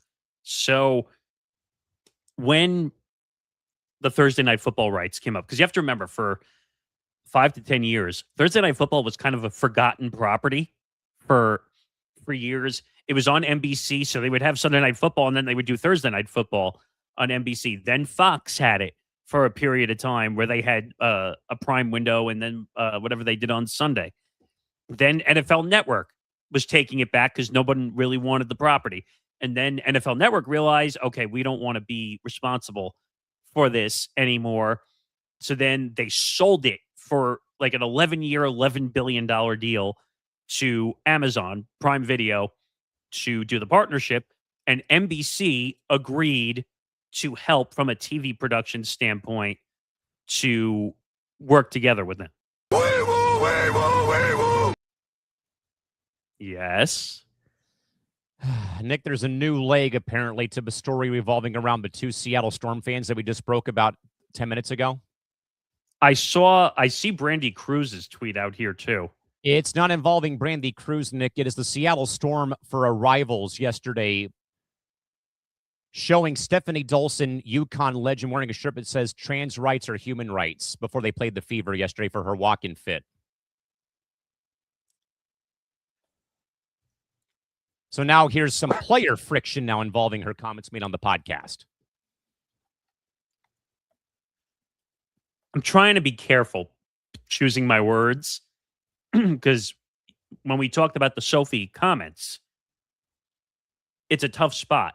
When you're a public, what's the word I'm looking for? Public figure, you can say things because you don't care what everyone thinks. When you're not a public figure, you have to be very careful. You choose your words. You don't want to affect things you're doing in your life. Just in short, For the Win is questioning whether or not this is a direct response to Cunningham's comments, given that she was about to play against the Fever, and play against Seattle. Also possible, though, that Stephanie Dolson was responding not directly to Cunningham, but to make a statement in response to a rally outside of the arena before the game, as a group gathered there before the game in support of Cunningham and a Washington State ballot measure for the upcoming midterms that would prohibit transgender athletes from partaking in female sporting events. I feel like we're forgetting about basketball. I feel like we're so worried about the off-the-court stuff that we're forgetting like all the positive energy that the W had with all the star players playing games. Now, let me be crystal clear so people don't misconstrue what I say. Everyone should be safe, regardless of their situation. It shouldn't matter if you're trans, not trans, if you're gay, straight, lesbian, bi, black, white, religious, not religious. It shouldn't matter. You treat everybody the same way with respect. And if you don't like what somebody says, it doesn't mean you have to have an opinion on it back. Yeah, again, that went to my point, though, Nick, on Monday. Unless it directly affects you, keep your ass out of people's business. If they want to support one thing, let them do it. But again, Nick, we've been in this very much, like unofficial civil war over certain things, because now we have computers at our disposal and phones at our disposal that we can do this and go and hide across the web. That again, we're not talking about the game of basketball. That's what I just said. I don't think, though, Nick, I've seen a league become more politically pulverizing than the W since Caitlin Clark entered. And I think that's what's hurting the W. They're so invested. That's really the best word I can think of. Invested, excuse me, in the outside matters of the league, that they're throwing away all the positive attention they got growing the league with all the stars that they had. They're throwing it away. They're literally taking a piece of paper, they're crumbling it up, and they're throwing it behind them. The positive energy is gone. All the negativity between Cathy Engelbert, Sophie making her comments, which I understand why she made them. Yes. Would I have done that, or would you have done that? Probably not. But I understand that she's trying to protect young women And like you said on Cranium, and I agree with it, she will take a bullet for anybody, in a sense, like her teammates, her friends, whatever. Yeah. But she keeps impugning fines from the league for protecting other players in the league. This whole league is backwards. Backwards. When it Also, comes to Nick, this stuff. Also, Nick, real quick, there's a locally here in town. I think, Nick, you probably have heard me talk about the ongoing legal woes right now plaguing a potential new arena here in San Diego for sporting events, for concerts. KFMB TV late last night reports that a town hall meeting was held on Tuesday here locally at the Point Loma Library, where the ongoing Midway Rising project and also California Senate Bill 958, which is still going through Sacramento, could clear the way or clear a major hurdle for the development project per the reporting done that the bill, which has been authored by local California Senator Akilah Weber Pearson, would exempt the project from the key California environmental quality acts that have been already in place.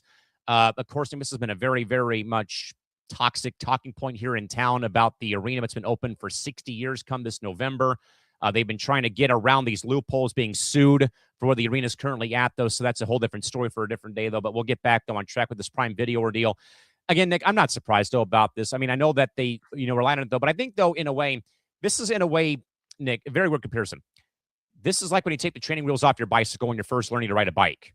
That, in a way, you probably need to, have somebody help you along the way, though. But I think, though, that Amazon Prime has already had, 4 years of having the games on their platform, I want to say. Now it's now you're on your own. And maybe that probably, Nick, because we always know about this, maybe that saves them some money, perhaps. Who knows? Because sometimes that these companies can be cheap. So the deal started in, I want to make sure I get this right, 2022. So 4 years ago. So 4 years ago, we're coming up on year 4. Now, it's an 11-year deal. It's $1 billion a year, by the way. Yes. Which, holy hell. They have a playoff game. We've already known that. But I think you're right in some aspects that NBC was doing the production still to kind of get Prime Video off the ground. And then I think Amazon finally just said, look, we're in a good spot. We have a good pre and post show. Great panel, by the way. Great panel. By the way, do you know who the famous producer is from NBC who was helping out with the Ebersols? No, so Fred Godelli. Oh, okay. I thought Ebersol was invested or was involved in some way still. Well, that was a long time ago. Yeah. But Fred Godelli, who actually is an LIU alumni. Uh-huh. So I just missed him by one day. He actually showed up on campus for the alumni Aww. weekend, which would have been sick. Like to talk to the guy who does Sunday Night Football and what that experience is like. He was actually helping Prime Video, like kind of like from a consulting / running the operation. You're 4 years in. I think by now, streaming has evolved big in time such a way that you don't need it. It's almost treated like TV now, in a sense. That's what's kind of weird about the streaming model, at least for the live games. You're kind of watching TV in a streaming capacity. And people are like, what are you talking about? Well, think about it. When they go to break, it might not be TV commercials. Yeah. But they have to go to break, so they're going to show you promos to stuff on Amazon, or if it's on Netflix, or if it's on whatever streaming platform, they're still going to show you commercials. It's just being done in a streamer's capacity. Also, real quick for move on, Nick, there is an update about Prime Video involving the NHL that broke last night.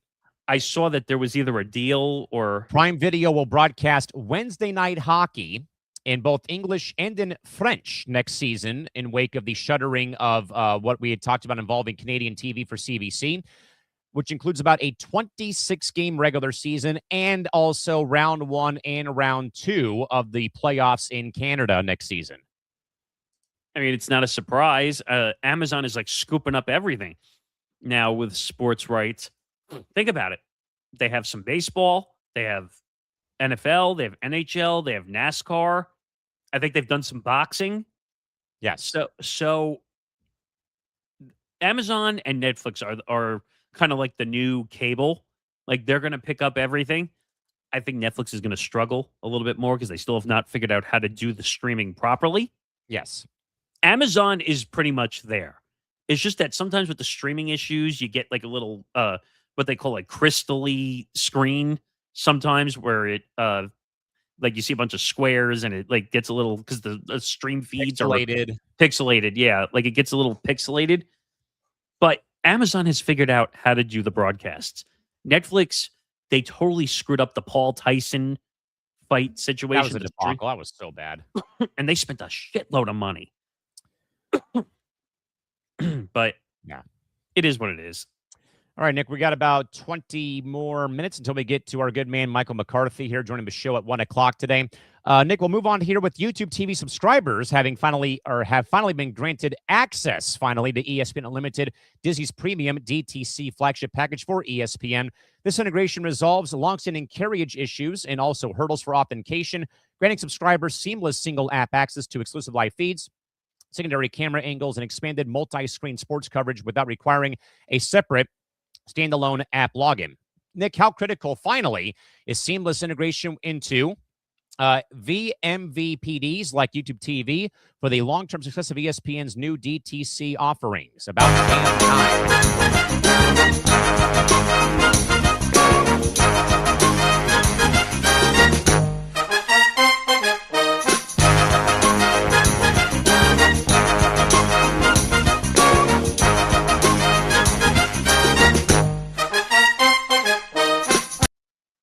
I mean, finally, it's about time. They were the last one to integrate. Last one. I mean, we've seen so many. Remember, like I lost ESPN for, what was it, like a week?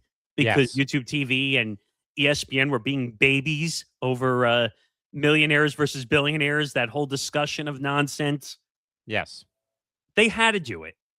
They're missing out on a subsection of their audience to help with the ratings, first of all. For ESPN, people have more access.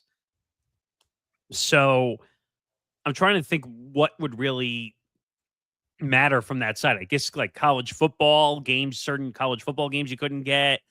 Some of the women's sports will be on ESPN Unlimited, like softball and NWSL, WNBA, volleyball, like all that stuff will now be more accessible to a YouTube TV subscriber. Even some NFL stuff. Yeah. Because depending if you can't see it in certain markets. So this is a no-brainer, but YouTube TV being the last one is kind of ridiculous. Yeah, very much so. Because I know that you lost out, I think, on the first week of college football, and I think the NFL on ESPN when it came to like Monday Night Football, for example. Yeah. Because again, it's like, and I said this, I think, last time we talked about this, Nick. It seems like every time there's a dispute, it always happens right before the football season. So I'm sure that we're going to have this all happen again very, very soon, involving, DirecTV and ESPN are at an impasse, or, whoever it's going to, some cable company's going to be, at an impasse about, carriage fees when the, football season rolls around again. It's almost like clockwork in a way. So, but the long time coming for YouTube TV to finally land ESPN Unlimited, about damn time. It also has to do with distribution and just how things are categorized, and you had no choice. Everybody else had free access to it. It's not fair to YouTube TV. Actually has a big subscriber base. Yeah. Now, a lot of people are cord cutting. You're going to hear that phrase even more. You're actually seeing the opposite now. If you ask somebody if they have cable, most of the time they're going to say no. You're going to have people do. But I'm saying you're going to see people say, I have Hulu TV. I have YouTube TV. I don't know. What other ones are out there? Off the top of my head. Roku, which... Tubi. There's so many. Like, there are people that are now using streamers over getting cable. And it's sometimes cheaper. Yeah. Actually, I should say sometimes. A lot of times it's cheaper to get the package that you want. Oh, Sling TV. Which I think Christy has. I want to compare a story also. The one I told you about at the beginning of the show. Also with the whole thing with DAZN as well. where you get this huge announcement out of the blue, which shocked me to no end. And I'm trying to find where I put the story, but here it is. Front Office Sports did a story on it that the Yankees, so the S Network and MSG, are ditching the Gotham app. Yeah. They are ditching what? For an exclusive deal with DAZN. So the Yankees control the S Network, and James Dolan-led MSG Networks will make global sports platform DAZN the exclusive streaming home for their teams, beginning with the 26-27 NBA and NHL seasons. DAZN will stream the Yankees, Knicks, Nets, Rangers, Devils, Islanders, and Sabres, as well as the 24/7 feeds of the S Network and MSG networks to subscribers in those local markets. Jiminy Christmas. So we're geofencing. Yes. The switch to DAZN will mean the shuttering of the Gotham Sports app.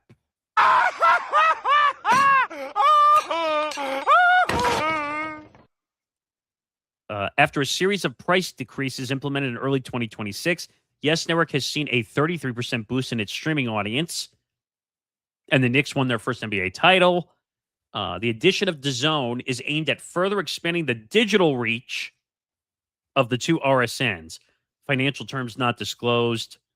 The exact timing of the forthcoming migration from the Gotham Sports app to DAZN is still being finalized, but it will be after the current MLB season. So, yeah, and they're comparing it, by the way, to the whole mess with the Rangers right now. Oh, yes. Where they were on Victory Plus, and now they're on a social media site called Buzzer. Yeah. Which you and I looked at. It's really not a streamer. It's like almost like playback. I was gonna say like a dumbed down version of playback. So I don't know how that really is gonna matter, but wow, that they ditched the Gotham app just like trash. Yeah. I mean, it was $300 a year. Okay, like that's a lot of money for some people. I mean, and the fact, by the way, because Nick and I were doing something one day, and the Yankees were playing on national television on TBS. This guy couldn't watch the Yankees on TBS.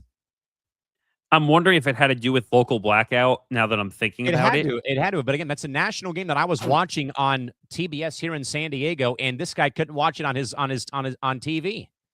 And the problem is, I wouldn't know if it was on Yes Network because I don't get Yes Network. Now you got to go and buy DAZN. Yeah, not happening. I mean, I was just going to say, DAZN has a lot of extra stuff on it. It's got a lot of boxing. It's got a lot of stuff on it. But I'm not a boxing fan, so it really doesn't make sense to me to buy it. You'll have Zin and Tom jump down your neck. No. I like watching UFC. If there was UFC on there, I would have said sure, not a problem. Then I could have the Yankees and my Nets and all that stuff, but not for boxing. All right, Nick, staying in the media wars here, Peacock and NBC Universal and Google have announced a strategic distribution partnership that will package Peacock directly into YouTube premium subscriptions starting early next year. This bundled offering aims to curb user churn, lower subscription acquisition cost, and also give NBC Universal direct placement within Google's massive global streaming ecosystem as platforms continue to consolidate, and that continues to grow. Nick, is bundling a niche platform like Peacock with tech giants like YouTube Premium the only realistic strategy for media networks to survive long-term streaming wars like we're stuck in right now here in 2026? This is what I said to you the other night. This is strictly a distribution play, and it's YouTube TV making the concession to NBC, Comcast, and YouTube saying, look, if we give you a upsell product, we'll throw it in. If you buy the YouTube Premium, we'll give you Peacock. It's strictly an upsell.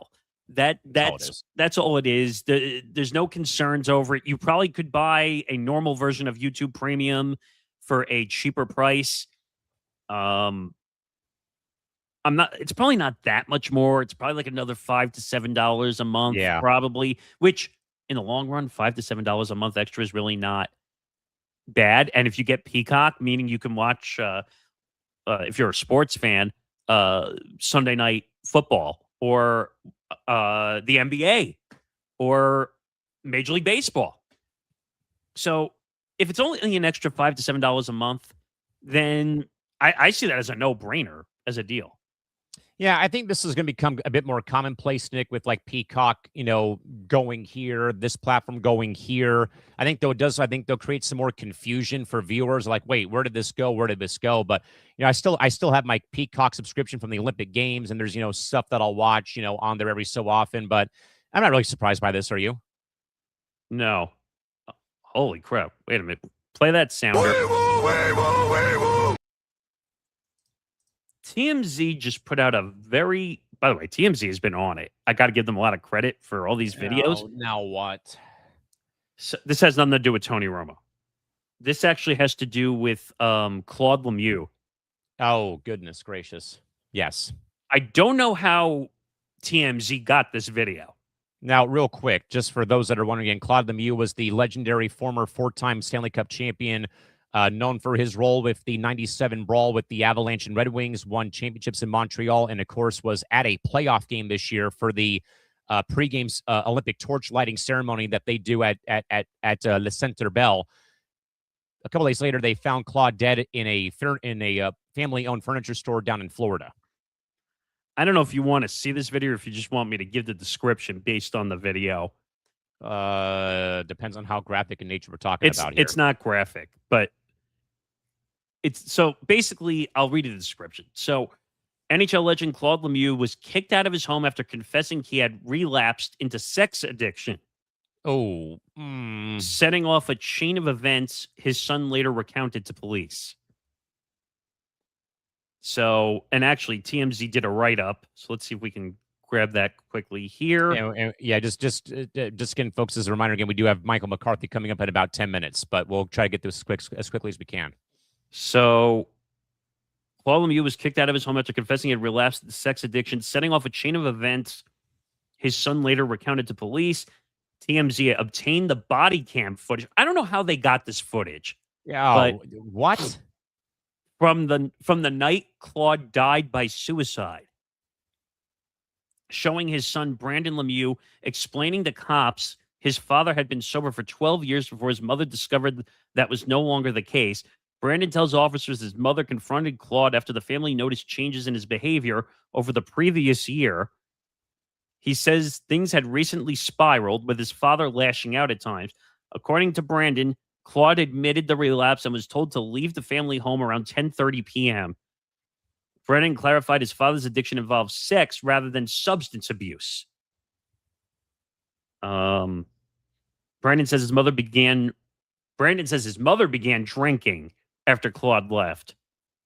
So he drove over from his in-laws' home to console her and talk through how the family should handle the situation. And then we talked about this, where the locator found him at the furniture store. Brandon drove to the warehouse, discovered Claude's body, and the rest is kind of history there. But somehow they got their grubby paws on the footage, which apparently it was not a drinking or a drug addiction. It was a sex addiction, apparently. Ouch. You know what, though? I feel bad. Like, it's a bad situation. Like, even worse that I got to watch Brendan play with the Ontario Reign against the Gulls for 3 years before he went to the Kings. Oh, really? I didn't know that. Yeah, he was in their farm system. I see the whole thing with videos in journalism, the way the industry has changed. Sometimes there's times that you have to just say, maybe we don't post this. Yeah, I don't recall TMZ interfering at all with the Gina Seau crash that he had after he was released from domestic violence charges back in 2011 or 2010. Well, TMZ was a much different Much different publication time and space. because TMZ was a, what would you call it, paparazzi platform many years ago. Now I give them a lot of credit because they've been on it, like investigating stories. They've obviously gotten rid of all the crappy paparazzi people and really want to be a journalist. And now big companies are using them as a source Yeah. to do stuff. But that's a video they shouldn't have posted. Yeah, very unfortunate, to hear that whole thing about Claude again. That was literally, a couple days after he was, in Montreal. He walks in with the Olympic torch for a playoff game, and Bell Center's going absolutely bonkers. And, Claude was so loved up there. And yeah, I know people that are, in Detroit, don't like him for what, of course, happened with the brawl in '97. But still, I mean, for how the story played out here, though, with involving him going to Montreal, being honored, then of course this news comes out. Nick, I think we have enough time here, real quick, to kind of, in a way, catch up on one story here before we do, in fact, get to the top of the hour, and of course get to Michael McCarthy, who's going to be joining us here in roughly about 5 minutes' time, though. But of course, Nick, Major League Soccer, long stuck behind the paywalls of Apple TV, now has executive leadership has in fact formally signaled market expectations for its next media rights cycle, seeking annual right fees of over $400 million, backed by expanded global viewership, commercial stadium developments, and increased international club participation, and a 30-team league after being stuck at a small number. The league is now aiming to significantly increase its media revenue footprint beyond its current streaming agreements with Apple TV and even with Fox and FS1. Nick, though, can Major League Soccer, despite coming off a World Cup year in America, can they really land a $40 million annual right evaluation in a market where media companies are trimming sports broadcasting spending? I say, no. Yeah, I don't think so, but the league I don't even think so, and I'm one of the biggest soccer fans on this network, and even I'm saying no. I mean, I don't know, man. The Apple TV deal really did a disservice to MLS in a lot of ways, especially when they were behind two paywalls. The initial one, then the season pass paywall when with up until the season. I think MLS pissed off a lot of people when you had to go behind two paywalls to watch. Well, yeah, you're a big soccer watcher. I started to watch. Not even that. When a new team debuts, like San Diego FC did last season, and you'd love to watch the team play when they're on the road or you can't make it to a home game. Right. Paying that much out of your ass to watch a new team play. They go on a magic carpet right here to the Western Conference final when they win the Western Conference regular season title. Like, that's not the right way to do it, and stuff like that. And even then, even with the World Cup momentum, they're not going to get $4 million. But also, who out there would want to fork that out? Fox, ESPN, NBC. I mean, I think NBC would be the best fit because they already have soccer rights on NBC and Peacock in USA. Well, I think ESPN could do it too with all their ESPN Unlimited platform, which now, as we just talked about, 95% or more now have free access to ESPN Unlimited. So maybe that's a place they could go. They could put some games on the weekends for ESPN. They could put some on ABC to fill out the weekends if they wanted to. So I think ESPN or NBC, because like you said, you have Peacock. You have open stuff, not in the football season, the NFL season. You could put the games anywhere, whether it's NBC or NBC has plenty of channels also that they could go on. So it's open. Yeah. And let me quickly remind folks that next year is when the MLS calendar will flip to August through May. Now, there's going to be, some loopholes in place from what I've been reading, because I got an email about maybe inquiring about season tickets next year for the season. They actually, Nick, have laid out, per SDFC's ticketing department, they have laid out how this is going to work. They're going to play, like, I think, a 14-game sprint season, give out the trophy, I think, in May, and then come August of next year, not this year, but next year, is when they will go, much like the EPL, they're going to go August until May with a bit of a break for the holidays or whatnot. But more importantly, Nick, the finals now won't be competing with the NFL. They're going to be giving out the MLS Cup May of 2028, as opposed to how it was beforehand. That doesn't fix the problem. That doesn't fix the problem. They gotta, one, they can't keep flipping schedules. They gotta. This is the first time that they've done this. Like, this has never happened until now. Like, it's always been where it's been for the last 29 seasons. Yeah, but you're flipping into the part of the year because they're flipping into the winter, right? So Yeah. You really want to compete against the NFL and college football? You're not going to win that. Sorry, like, I've been getting into watching a lot of soccer too, but you're not going to beat the NFL and college football. Well, let me backtrack on that and say this sport is not trying to, nor will it surpass the NFL. I hope DMart heard that nice and clear and easy. So get the earwax out of your ear. When I say that soccer is not going to get to the NFL level, I'm fully aware of that. But more importantly, again, why is this being done? To be the same time of the year where you can go and get big stars from Europe who can come here and make their mark in Major League Soccer, where it's not a retirement home like people have called it. Yeah, that's not a debate. And I'm not saying that they're trying to be the NFL or they're trying to be college football. I'm just saying you're competing for audience share. Yeah, and I don't think the league is going to care about that because they want to get Mo Salah over here to play in Kansas City or in San Diego. They're not looking at the other sports out there, which is fine, and I think your argument is valid. But you don't think people are, from the standpoint of just an overall sports fan, are they going to watch him in Kansas City, or are they going to go watch Patrick Mahomes and Travis Kelce? I'm not saying soccer is bad. I get it. Okay, I'm talking about it wouldn't make a difference because Sporting KC plays in Kansas City, Kansas, not in Missouri. No, I get that, and I'm not debating that. You're absolutely right. I'm saying that I think they might partially be doing themselves a disservice because you're competing eyeballs with other sports, not just the NFL, college football. You have the NBA. You have Major League Baseball.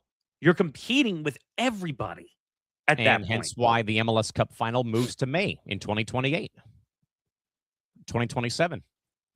Which makes sense because it's kind of like and also that way you're not playing the final in a cold weather market when it was in December, for example, too. No, that makes sense. You're right about that because you're pretty much all the other things. The NBA is basically done at that point. You're heading into the finals almost, or the playoffs at that point. Major League Baseball is kind of, no one's really watching Major League Baseball until about June-ish, or seriously, until June-ish, July.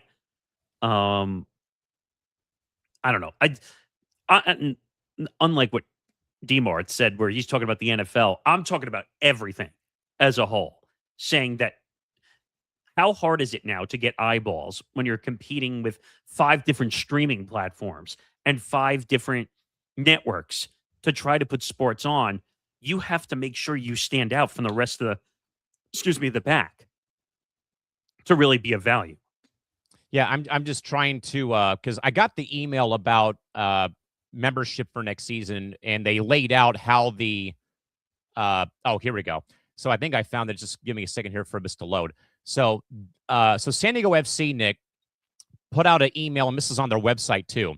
They have actually broken down how the new format's going to work. Now, there's been talk though too of them going to divisions, not doing 15-team conferences. Fans have also wanted a single standings table where you throw out the conferences, much like what the EPL already does. So what they have here, Nick, starting next February, if I'm reading this right. Yeah, so starting February through April 2027, it'll be a 14-game regular season. Not 34, 14 games. 7 games are at home, 7 games on the road, all within the Western Conference for San Diego. 1 match against each other conference team. This is going to run February through April, with the MLS Cup playoffs presented by Audi taking place and ending in May. Top 8 teams will make a single elimination playoff bracket, And the Cup champion will be crowned at the end of the sprint season. Sprint season results count towards qualification for the 2 in-season tournaments. Then, Nick, they're going to go on break all of June, part of July, and then at the end of July is when the 34-game season will start. Now, here's how this will break down. Was that the Olympics?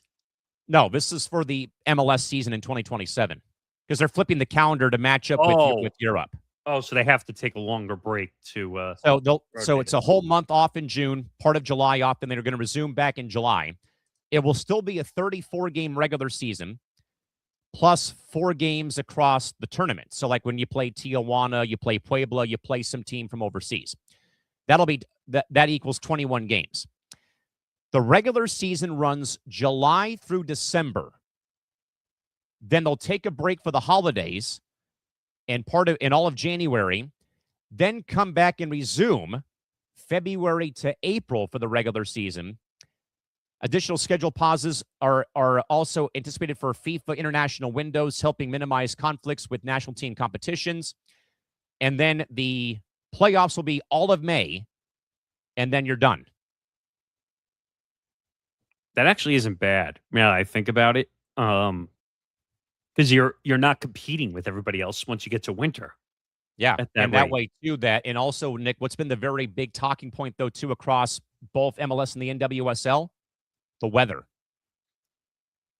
Because you don't have any domed. The only domed stadium you have is in Montreal at Saputo Stadium. Yeah, and Atlanta. Yeah, because teams don't want to spend the money necessary to make a dome. But I get that because getting a retractable roof is expensive. Big time. But absolutely. I just don't know how they're going to get the money. It's going to be a hurdle. I don't know. Like, are people going to look at the Apple TV thing and say, "Oh, I'm afraid of what happened here"? Oh, 1,000,000%. I mean, yeah, you can boast about SDFC paying a $500 million expansion fee to join the league a couple years ago, but even then, big whoop that he put games behind dual paywalls, and he basically alienated your average consumer to watch the games on TV. True. So I don't know at this rate what's going to happen, but I guess we'll see what happens. If they get the money, good for them. I don't know if they'll get it. With that, Nick, we'll go back to the NBA game as we await for Michael McCarthy to join the show. Digital media host Dan Le Batard stirred league-wide controversy in the NBA by openly speculating that foul play and undisclosed off-the-books commercial incentives were involved in LeBron James picking the 76ers in free agency. Le Batard pointed to complex corporate sponsorship tie-ins and also non-traditional equity structures as reason given for league scrutiny. Nick, when somebody like Le Batard, though, suggests backroom deals influenced superstar free agency moves, does it force the NBA office to conduct formal investigations, a la the fact that, literally, Nick, tampering with Bob Myers joining the show with him and Rich Paul? Yeah. I mean, am I really surprised that Dan Le Batard is reaching into the conspiratorial viewpoints? No. Now, I do think there's a problem, and you've heard me voice this for a while, that basically Rich Paul has been pulling the marionette strings the whole time while doing the Game Over podcast with Max Kellerman on The Ringer, having Bob Myers on the show, who's running the operations for the 76ers, the damn whiteboard, putting every team on it, basically saying, and I saw a report because I have ESPN on my TV over here. Apparently now they're reporting that LeBron spoke to 27 teams. Come on, man. Yeah, sure. You realize that includes some pretty bad teams too. Oh, yeah. Right? The Wizards, the Kings, the Nets, my Nets. The Nets. I don't buy that. The Nets. Beat the Nets. Yeah, I just don't buy that for a second. This is bad. I mean, one, he doesn't have any proof that it happened, number one. But he's claiming that Michael Rubin, who I think was a former minority owner of the 76ers, and I think he also had the Devils. He was part of that group of ownership. For him to make a claim that there was foul play, and that's why he went to the 76ers. What is your basis of proof to make an allegation that way? Do you know what I mean? Yeah, exactly. And let's just call a spade a spade. Who do they root for? The Miami Heat. They're a Miami-based show. They've always been Miami Heat homers. So they're mad that LeBron didn't come back to the Miami Heat. So I think this is more insinuation of anger. But this is not the way to do it. You don't call somebody out for foul play unless you have proof. By the way, Nick, you were right, though. Ruben bought a minority share of the Sixers in 2011. Ruben was a member of the investment group that won a $280 million bid for the team led by Josh Harris and David Blitzer. Other notable members included Art Robel, Jason Levine, Adam Aaron, Martin J. Geller, David B. Heller, James Lassiter, Will Smith, Jada Pickett-Smith, and also Eric the Whore. The NBA approved the deal on October 13, 2011.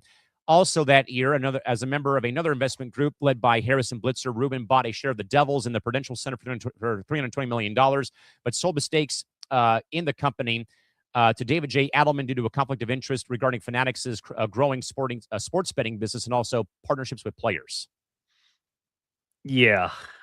Now, I don't even feel comfortable with, and I'm a Levitard show fan. I've watched for years, but Dan has a tendency to insinuate and to look into the conspiratorial route without sometimes having the background when he claims to be a journalist, which he was for years, still is, but maybe he should put on his journalism hat and actually do the work to find out if that's accurate from that sense.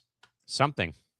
Because this is a little bit of slander, a little bit here. You're slandering someone because you don't like that LeBron went to Philadelphia. Why don't you just say you're angry as a Miami Heat fan or as a show that is Miami based, and just say we're not happy that he went to Philadelphia. We thought he was going to go to Miami. Don't hurt someone's reputation over it. It's not right. Come on. Yeah. Nick, we're going to go back to the W again as more deflecting happens here, but the WNBA Board of Governors and Cathy Engelbert have fully approved full funding for a new centralized replay center set to go live for the upcoming 2027 regular season, similar to the NBA's Secaucus, New Jersey replay facility. The tech upgrade aims to streamline official challenge reviews, reduce long game stoppages, and also ensure consistent rule enforcement across all venue broadcast. Nick, will a new replay center solve the WNBA's ongoing officiating issues, or will it just create new delays during game broadcast? Why did it take so long? Clown show, clown show, clown show, clown show. Cathy is a clown show. Again, this goes back to what I said before, that this is all deflecting. Oh, we have a problem with officiating. Oh, look what I did. I put in a new state-of-the-art replay center. First of all, no, you didn't. The WNBA, the NBA worked together to put in a state-of-the-art replay center. This is all just deflection by Cathy to say, I don't need to answer a single tough question in my life. Seriously. Brutal. I don't know what else you can really say. I mean, if she would just answer the tough questions and handle the situation, then everything would be better. Right? I mean, more importantly, again, like I said, why did this have to take so long? Is my main concern here. Why now and not years ago? Yeah, I don't know. I mean, I think the W has bigger problems than a replay center, but just add it to the list. Add it to the list. Unreal. All right, where are we going? Nick, more NIL fallout. involving drama at the University of Alabama as Robert Suttles, a prominent executive associated with a influential University of Alabama collective, was arrested earlier in the week by federal law enforcement in connection with a sweeping human trafficking investigation. The shocking arrest has sent ripples through the collegiate athletics landscape, raising emergency questions regarding background vetting, admin governance, and also executive oversight within third-party NIL organizations. Nick, would this scandal, or does the scandal perhaps, though, in your mind, though, force the University Athletic Department to demand total administrative control and also federal oversight over external NIL collectives? But also, where did Alabama go wrong, though, with this hire made when this happened? I will tell you, when I was watching Lounge on Sunday, my blood was boiling slightly because when D-Mart said that it's just buying a prostitute or just whatever, it's against the law. It's against the law. How many times do we have to say that? Like, it doesn't take a genius to read the laws and say, maybe I shouldn't buy sex. I mean, he's the head of a prominent college. Well, was it just football, or was he doing all sports? Well, I mean, the NIL collective is the whole thing. Okay, so you have Alabama, which is high prominent college football. They have other teams that I'm sure they bring in a lot of money. What the hell are you doing? Like, you're going to jeopardize your job over buying a prostitute? Do you want to work it ever again? I mean, and it wasn't just Robert Suttles, who, by the way, worked for an Alabama local paper and worked for The Athletic. Correct. He was among 15 men arrested in the operation conducted by the Shelby County Drug Enforcement Task Force. According to court records, Suttles is alleged to have paid $100 for sexual activity. The 49-year-old was released from jail after posting a $1,000 bond. Now, that I agree with D-Mart. That makes no sense. Yeah. Either. So I'll give him that. That was kind of confusing. Suttles, a former sports reporter for the Tuscaloosa News and The Athletic, has overseen content for Yeah Alabama, which is the NIL collective, since its launch in 2023. A spokesperson for Yeah Alabama told AL.com that Suttles has been suspended and will not be performing work for the outfit while the legal process unfolds. Why does he still have a job? Nick, this is the other thing that I don't think we've talked about enough about NIL and how the collectives work. You don't know who you're working with sometimes in this whole thing. That's true. Especially when I hear the word third party, that tells me that this is not the proper channel to go through when it comes to an NIL deal being put in place for an athlete. When you've got sketchy stuff and sleazy stuff like this going on behind closed doors or away from campus. And again, I know, well, it's Alabama. All they do is win, win, win, no matter what. I don't care if it's Alabama or McNeese State or a Division III program. This is a serious violation and a serious, ordeal that we're talking about here. It doesn't matter how high up you are in the college ranks. It doesn't matter if you're an SEC school like Alabama, or it doesn't matter if you're a Division III. It doesn't matter. Everything needs to be treated the same. Unfortunately, though, when you have someone like Alabama who is high up, they're going to let it go. Look what's happening across the college sports landscape. If you're a bigger school, you get away with stuff. Look at Michigan. I'm going to say, look at Ward Manual. I mean, Ward Manual, which I think we're going to talk about in a little bit, but is going to walk away with $7 million in a lump sum payment with all his benefits and his lawyer's fees paid. So, you know what this is basically telling me is you can break the law, you can break the rules in college football and still be paid to do your job. Yeah, exactly. And that's, Nick, been the thing, which goes to my whole, win-loss behavior. That, again, we're going to overlook every little thing that pops up, though, at this rate and at this point in time. And that unless it directly affects the team in some way, we're going to bypass it and not bat an eye at it. No, Nick, like I said, my school dealt with a very sleazy hazing scandal that broke out a couple years ago. That resulted in a total freeze out of local media. No one was able to cover the team whatsoever, at home games. And it led to, players being kicked off the program and litigation and the resignation of 2 members of the athletic department, including the AD who moved on and as did his assistant to something else. Like, the fallout when this stuff happens, like of anything, NIL collective or whatever, there's going to be fallout in some way, whether we like it or not. Yeah. I mean, this all goes back to what I said about NIL collectives. And you've said it already. We don't know what a third party situation is. We don't Scary know shit. We don't know what this could be. What do they call it? Like when you go underground gambling and Yes. you go into I forgot the name of the movie. Oh, one of my favorite movies, 21. Yeah. The NIT scandal, Yes.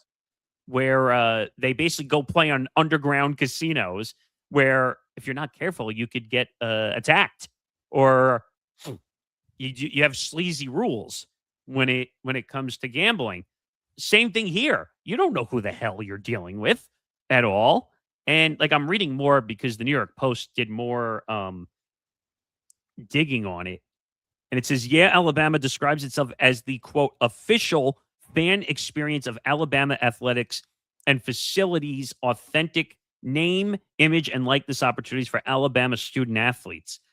As I said, the Shelby County Drug Enforcement Task Force conducted the sting, 15 men arrested, and 1 being charged with 2 counts of unlawful possession of a controlled substance and second-degree unlawful possession of marijuana. Sheesh. So when D-Mart says, it's not a big deal, he bought a prostitute, it is a big deal. It's against the law. Yeah. Not really breaking news, Mick, but a very interesting story is out on Awful Announcing. Okay. Involving Dan Le Batard. It's not the one we just did? This is about Le Batard believing that the Dan Le Batard now believes that the delayed investigation for the LA Clippers is being slow-rolled intentionally by other NBA owners who are worried about the fallout if they do, in fact, punish the Clippers because of Steve Ballmer's money. I saw that. All right. I'm going to say this again, okay? Can we stop with the conspiratorial theories? Okay? Unless Dan has a source. Now, he does have Pablo Torre on his sourcing payroll. Maybe he knows something. I don't know. The league launched their investigation after well-sourced reporting by Pablo Torre from within Aspiration. The sustainability firm alleged at the center of the dealings. Torre's reporting shows that Steve Ballmer, his minority owner, and team officials may have used the no-show endorsement deal between Kawhi Leonard and Aspiration to circumvent the salary cap and pay Leonard beyond the NBA contract for his duties. Attorneys have reportedly spoken with Leonard, Clippers officials, and even Torre himself in a wide-ranging probe into some of the most explosive allegations in the history of the NBA. Of course, Ballmer has denied any wrongdoing since the beginning of the investigation 11 months ago. More recently, the trade involving Kawhi going back to Toronto has been put on hold while the investigation wrapped up, drawing even more further scrutiny to the league's probe revolving around Aspiration. Furthermore, on Tuesday for the Le Batard show, Dan revealed reporting suggesting other NBA owners are quote-unquote afraid of Steve Ballmer and how he might attempt to undermine the league's legal authority if it tries to bring the hammer down over the alleged improper deal between Kawhi and Aspiration. The quote from Le Batard reads, "I've been sort of confused by why it's taking so long." I agree. And the reason it's taking so long is because the owners are afraid of Steve Ballmer's money. And they're afraid that the entire construction of what it is that they built, the salary cap illusion of we're all in partnership on equity, is going to fall apart if you punish him so much that he then takes it to court. Hey, you don't have the right as the commissioner of the league to do all this stuff to me just because you say. And I'm alarmed that people with this kind of money are this kind of afraid of Steve Ballmer's money because these are not unwealthy people, open and close quote. So he's not wrong about certain things. What I don't like is, again, it's very conspiratorial. We don't know why the league is holding up the investigation. And could they be afraid of Steve Ballmer and losing that money? Sure. They could be. I think that is a fair point, but I still think, though, it's taking the NBA too damn long to figure this crap out, though. But the problem you're running into is because you're not the NBA is not reacting fast enough to this whole thing. It's leading to conspiratorial theories starting to come out over what could happen. Are they bowing down to Steve Ballmer and his money? Now, sure. It kind of, the longer this goes, the more it does feel like that could be possible. But wouldn't that be a conflict of interest if that was the case too? It would be. You can't give special treatment to a team because the owner has more money than everybody combined in the league. Yeah, much like my thoughts about LeBron James holding up the NBA schedule release. Yeah, but that's a player compared to an owner. Yeah, so we'll keep an eye on that story as time goes on, Nick. We'll move on now and get to the back nine here of our show today. Back over, Nick, to golf. Serious questions again have emerged regarding the operation about the operations involving Live Golf's upcoming season-ending finale, as venue scheduling conflicts and broadcast right deals and disputes have left the event in limbo, with industry analysts pointing to stalled negotiations with international broadcast partners and sovereign investment recalibrations as signs of structural instability for the breakaway tour. Nick, if LIV Golf once again struggles to lock down venues and television coverage for its finale, is the league finally facing a massive crisis that will, in fact, bring an end to their time? They're already dead. They're kind of just, you know how like when you're swimming in a pool and you have to do the treading water test? Like, I actually, believe it or not, you don't know this about me. I took the test to be a lifeguard, actually, because I was that lifeguard. Because I am a fairly good swimmer. Like, there's 5 levels. And I made it to level 5. You have to tread water for like 2 minutes. And I'm talking about in deep water, like almost like 7-8 feet, like an Olympic-sized pool. Right. Which is a little scary too. So this is treading water. They're literally trying to hold up so they don't drown. Even though I think Live Golf is already drowned already. I don't think they're going to recover. They can't get the money. They had the Asian Tour made a deal with the PGA Tour at this point. So that's off the table for them now. PGA Tour wants nothing to do with them. Some of the players have migrated back from Live to the PGA Tour, except for a few of them. Well, and what's his name? We talked about last week. DeChambeau, John Rahm. Bryson DeChambeau. Yeah. Who I wish would just go away and take his YouTube money and leave everybody alone. They're dead, man. And when they die officially, we need to get Alan Shipnuck on the show again. Yeah. We have a new TV deal to announce, Nick. Oh, no. Fox Sports will be broadcasting live horse racing from the Del Mar Thoroughbred Club in San Diego starting in 2027, covering the track's summer and fall meets. Fox already has the Belmont Stakes, Saratoga races, and produces America's Day at the Races, and holds minority stake in the NYRA betting company as well. That was the thing that was on FanDuel TV, right? TVG, right? Yeah, that was on FanDuel TV. They would run it for hours upon hours upon hours. More on the Romo stuff. Oh boy. So remember how he said that he was going to see his grandma and grandpa when he was arrested? Yes. Per publicly posted obituaries, all 4 of his grandparents appear to be deceased. Yeah, this is not going well for Tony Romo. That's your alibi? That's... Wow. It's not going well, I'll tell you that much. Nope. So, he's still not going to get in trouble, but it just doesn't look good. No, not at all. That's pretty bad. Yeah, I mean, with LIV, Nick, I'm not surprised that they could just continue to tread water here and that there's no future, and, Nick, we did a whole bonus hour of PR covering this again. We had Alan Shipnuck, who again has just done a great job covering LIV's downfall and whatnot. I think that this tour has to go away, because I think that more importantly, if the Saudis, fully pull out their money from this, who wants to buy this damn league? Yeah, Honestly. I don't know. I don't know what to tell you. If you could just talk for a second, I'm talking to our guest. So just if you want to talk for a second, I'm listening. So, I'm not sure what to do, and I think, though, that what I think, though, Nick, has killed LIV has just been the simple notion you can't find a secure TV partner. You can't find ESPN, you can't find CBS, you can't find, or can't get a deal, I should say, with any of these. You put it on the CW, and that's a network, I think, Nick, that not every household in America gets, on their cable packages or on YouTube TV, and it's on at like 9 a.m. local time out here. But also, again, are you watching this tournament, though, Nick, or this version of golf? Right. That looks like it's right out of Happy Gilmore, where you've got, beach balls on the green. You've got rock music playing when the guys tee off. You got these, WWE style entrances that to me, it's not what golf should be, like the PGA Tour has been for the last 5, 6, 7 decades. Yeah. I mean, looks like our guest is not coming on today. Okay. Now we'll try and do better the next time. I'll have to reschedule.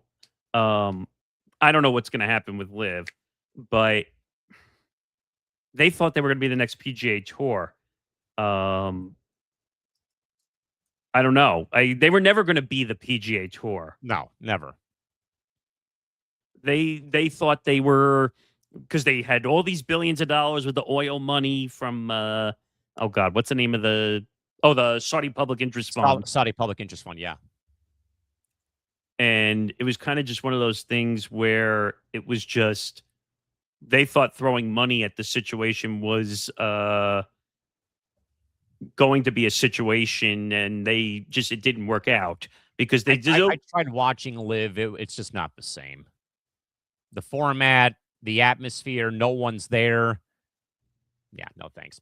Nick, we'll go back to Major League Baseball with a couple of stories here. We'll first start off in Tampa, Florida, as again, Nick, the Rays' new ballpark is stuck again in city council limbo, as the city council of Tampa, Florida has voted now to impose stricter new zoning conditions and new financial audits on the public funding package for the new Rays ballpark and development project. The unexpected pushback pushes back and threatens project timelines, increases developer interest costs, and also reopens longstanding debates over public subsidy allocations for pro sporting venues.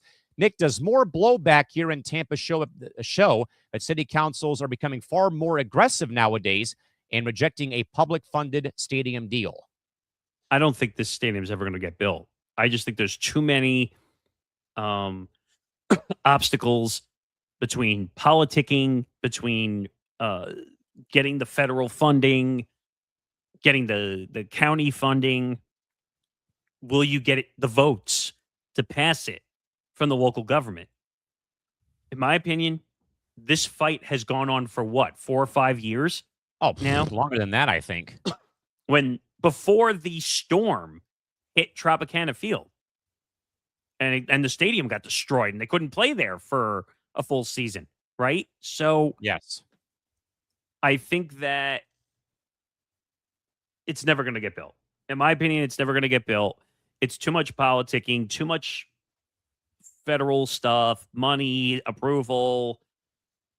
And I think, if I'm not mistaken, don't they have like a long deal they would have to get out of with Tropicana Field also? They've been trying to get a new stadium, Nick, for 18 years. Well, they were stuck with the stadium deal with Tropicana Field.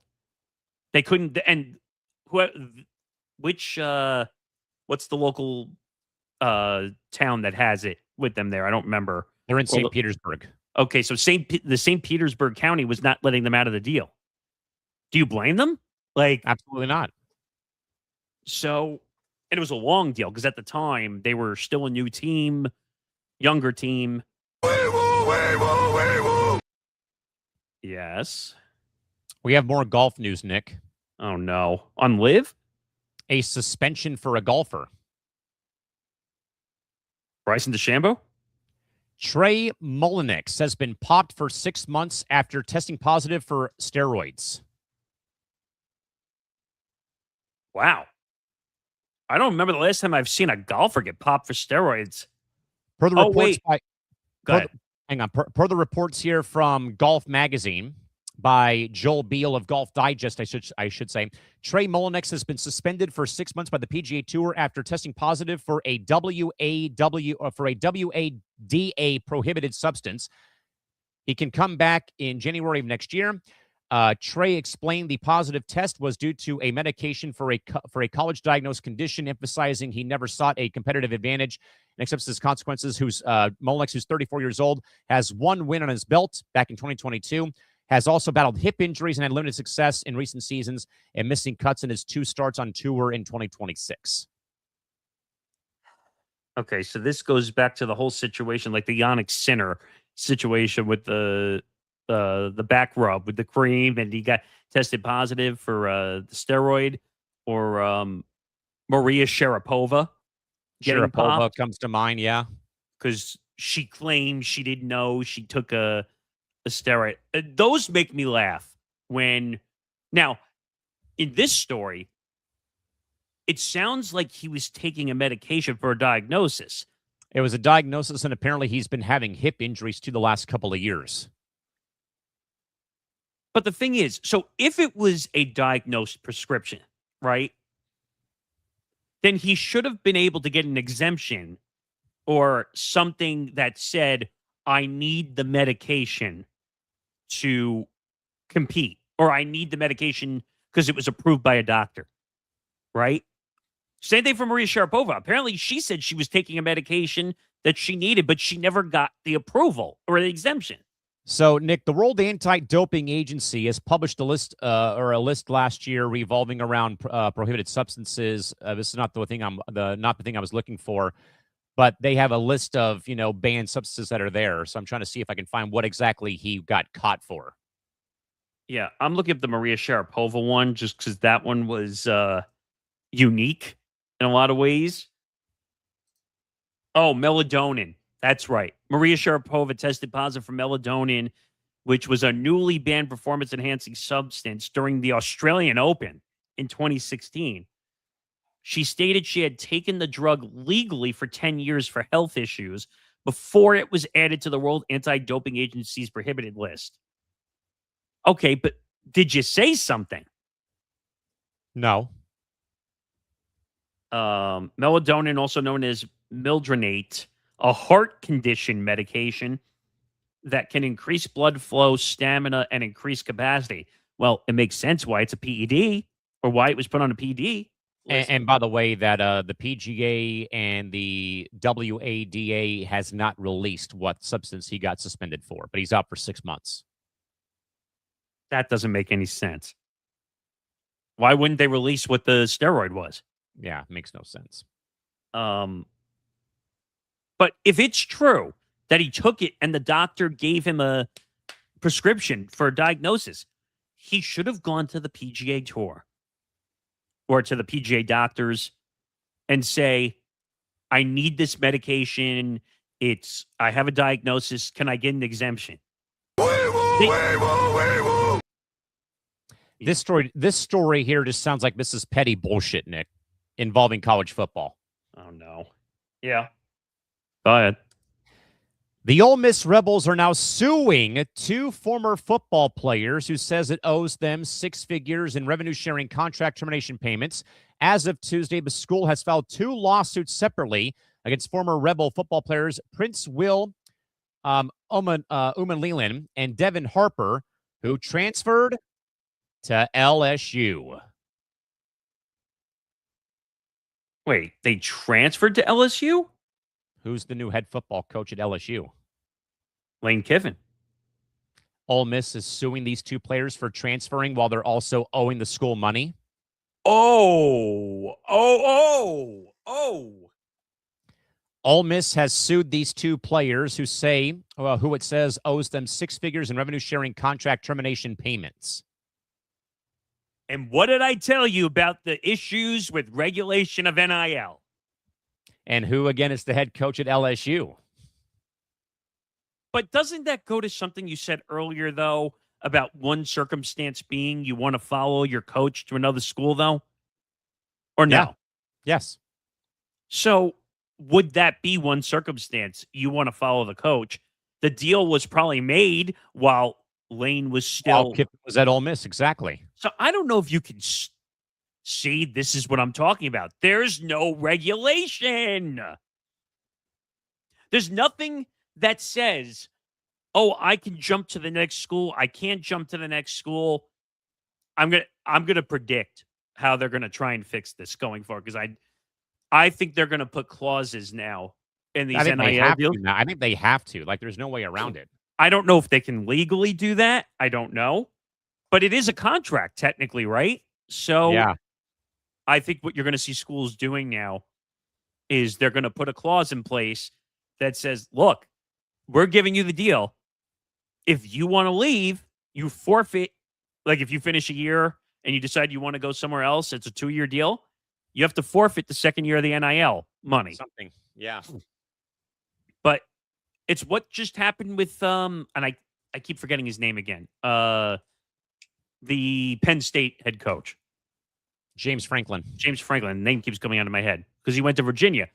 Penn State was that what? Vatech. Vatech. Sorry. Vatech. And Penn State was smart. You know why? They put a clause in his contract saying if he goes somewhere else, they're not on the hook. You're gonna see that now in NIL because of all this. You're gonna say, fine, you can go wherever school you want, but we're not on the hook for the money. If you decide to skip town and go somewhere else, that's on you. It's like breaking a contract legally, in a sense. But this is a problem in this regard. This is bad. Yeah, it could be worse, right? By the way, Front Office Sports just dropped an exclusive for the viewership numbers for the NFL flag girls high school title game. Oh, you mean the event that the Jets still can't win in? Don't remind me. It drew over 1.12 million viewers on Sunday. I watched part of one of the games over the weekend with your Jets losing to Houston. It's the most watched NFL flag game on record. The entire weekend's events, because they had that whole thing with the two full days of games on ESPN and ESPN2. The entire weekend's events reached over 14.3 million unique viewers across Disney platforms. That's wild. And as a reminder, flag football is an Olympic sport in LA in 2028. After fighting for it for so long. I mean, that's quite an impressive number, though. That's very impressive. And you know, a lot of states like California have made flag football a sanctioned high school sport out here now. I think it's very cool to see, though, Nick, that some of like a niche sport like that can draw that many people. Now, again, is it maybe like, oh, it's football of some capacity? I got to watch it in some way and put a wager down on high school girls, flag football, maybe. But at least, though, for the common man, not named yours truly, at least it's football of some type, I would assume. Oh, boy. We have an update on the Strahan situation based on the interview that took place with Chris Johnson announcing he has ALS, yes. Some of the truth has now come out. About how the interview was done, how it really wasn't a hard-hitting thing. I'm putting this on record. This is the only time I'm going to read PFT. Because you hate Mike Florio, yeah. I hate Florio. Because I feel like sometimes he's not a reporter. He's more of, he covers what he wants and says what he wants. But I actually think he did a good job on this one. What do we got? So appearing on Tuesday's edition of the Dan Patrick Show, Dan Patrick asked Strahan if, in retrospect, Strahan believes he should have asked that question. And this is a quote from Strahan. Well, I had that. I actually thought about that because I saw that everyone said, well, you should have asked this and you should have asked that. Well, you should have got the interview. How about that? Strahan said, that's one thing. That's one sort of petty thing. The get doesn't become a license to not get to the right questions. It also invites the questions, generally speaking, as to whether an exclusive interview was less of a get and more of a give to someone who won't ask the most probing and necessary questions. Strahan told Patrick, too, that was Chris's moment for Chris to share the story, which Chris wanted to share. Mm-hmm. And when I got the call that Chris wanted to share that, he has, ALS, that was the story. It wasn't for me to grandstand. Interesting. Which I hate when people do this. As an interviewer, our job is to deliver information. I'm not trying to get a bigger name for myself by putting somebody else in an uncomfortable position. I was there as a service to Chris for what Chris wanted people to understand and know about life and where he was now. I was not there to make a story about myself or to get a big headline. That's what it wasn't about. The headlines were about Chris and where they needed to be. I did ask Chris about football, how the NFL has been supportive, and all those things. He has twin boys who play football now. So there's so many things that people don't know about. A few were critical of. But overall, I'm proud of what we did at ABC in bringing that story. And I'm proud and very happy that Chris trusted us to tell it because that was Chris's story to tell. The headline's about Chris Johnson, not about Michael Strahan. I don't make any of these things about myself. And that was the disappointing thing for a few people who were critical of that. But if you don't have critics, that means you're not doing a good job. So a very much long-winded answer and never really got to the point. Let's see. There's still a little bit more. So one of the questions was, do you believe your ALS is a result of playing football? If yes, would you have still played football if you knew that knew what you knew now? The fact that Johnson's sons play football makes those questions even more appropriate. Yes. Let's see if there's anything else. Here's the other point that Strahan didn't address. After the interview, when Strahan and his colleagues discussed the situation in the studio, the obvious connection could have and arguably should have been mentioned. Indeed, Strahan's narration of the interview included the conclusion that Johnson's diagnosis was attributed not to a family history of ALS, but to 90% of ALS cases that are regarded as sporadic with no known cause. Oof. Yikes. So he's basically saying that he was not going to do a got you interview, which I think is appropriate in that Very scenario. much so. I agree. So anyone who's giving him a hard time over that, as you said last night to another story, go touch grass. Nick, I had to do a quick double check, and I do think that Drew Brees, legendary former San Diego Charger quarterback and, of course, Saints quarterback, 2013, he had a story put out that he would not let his sons play football. That was a year after Junior Seau killed himself. I don't blame him. Football is a very physical and aggressive sport. I don't blame him. Yeah, I agree. With that, Nick, we'll get to our 4 press clippings here. I have a hard out today at 2 o'clock local time.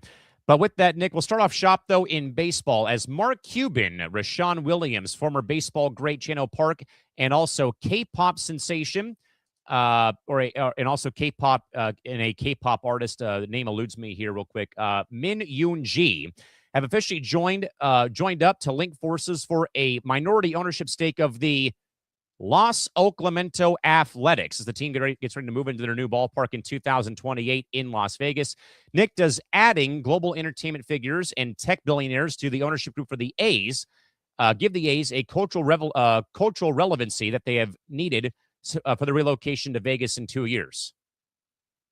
I mean, it's just adding more names to the ownership bill, right? I mean, I'm surprised after all those years, Mark Cuban, who was trying to buy the Mets and buy the Cubs, obviously with Steve Cohen and the Ricketts family ending up with those teams because for some reason the MLB owners have a vendetta against Mark Cuban for some reason. So we had to get in on a ownership technicality, I think, with Rashad Williams. And you said Chano Park and then Suga from BTS. Yes. Will it help the team? I have no idea, to be honest. It's more money. That's really what this is. And some big names. Mark Cuban might be able to drum up some more interest. I think so. That he's a big name and an influential figure. I mean, And also, he's going through the whole potential lawsuit situation with I forgot the name of the family, the Carnival Enterprise family that bought The DuPonts. Yeah, who because he claims that he was screwed out of money or screwed out of a potential situation with the Mavericks. And wasn't even notified about the Luka Doncic trade either by the ownership either. Because I think he still owns a minority interest in the Yes. Mavs, if I'm not mistaken. But I don't know. It's just, is it a good deal? I have no idea, to be honest with you. It's just I think baseball is entering dangerous territory because Vegas, they've gotten a lot of retread franchises. The Raiders are a retread franchise. The Las Vegas Aces at one point were in Utah and then in San Antonio, Texas, for example. The only ones really born in Vegas, again, is the Golden Knights, the Nighthawks, and eventually that NBA franchise. I'm more, and I think you said this, though, Nick, you said this last time we talked about the Athletics going to Vegas. How loyal to the soil will the Vegas baseball fan base be? Where do you run the risk of this becoming a tourist destination franchise where it's more of San Diego fans going to Vegas next season if there's a season? Is it Dodger Blue outnumbering the A's fan base? Is it even Angel fans or Diamondback fans, outdrawing the franchise?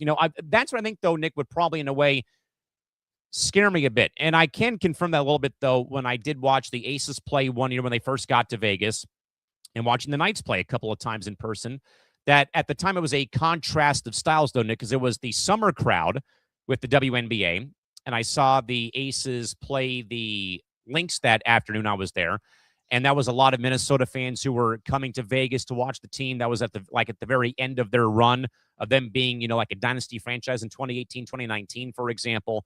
Then the Golden Knight fan base for a preseason game against the Avalanche and then a regular season game with the Blues. I did not see one speck of visiting team gear at those two games I went to when they played the Blues or played Colorado. Like, that was a full-fledged VGK Vegas-only crowd there. I know that it pops up now more and more, like when the Ducks played them in the postseason, that there was, a lot of Anaheim fans that were at T-Mobile. But even then, though, Nick, I think the A's are really much the odd man out of that Vegas sporting ecosystem. No bones about it. Yeah, like I said, I think it's going to become a tourist destination. I don't know if they'll be able to build a fan base there because the Athletics are kind of like a lost in space type of franchise. I don't trust John Fisher. Hell no. At all. I mean, you could bring in names, you could bring in money. Is that going to bring in the fan base? No. I think Mark Cuban could help change the persona maybe of the Athletics. And Can you imagine, by the way, real quick, before we move on to the next press clipping?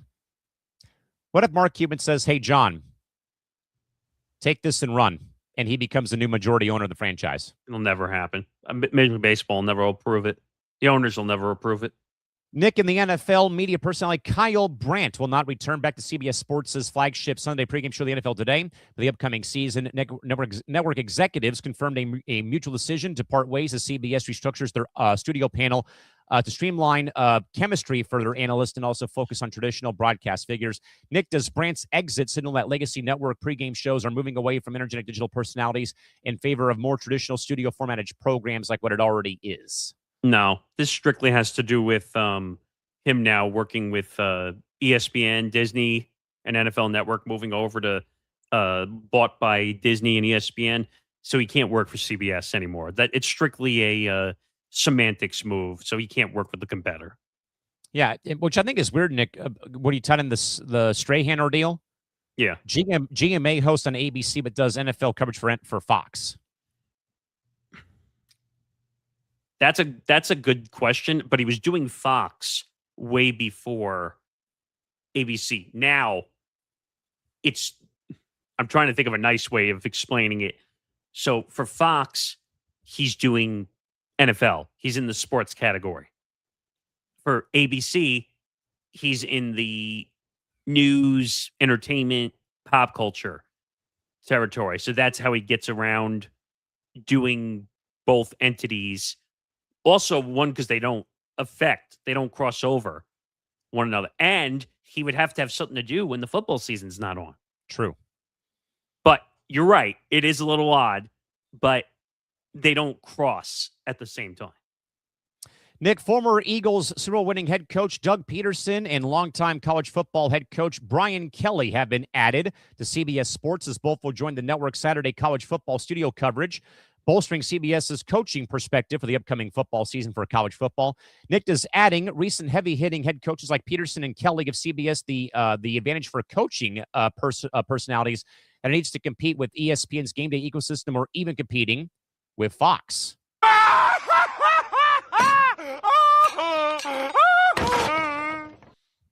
Really? Brian Kelly?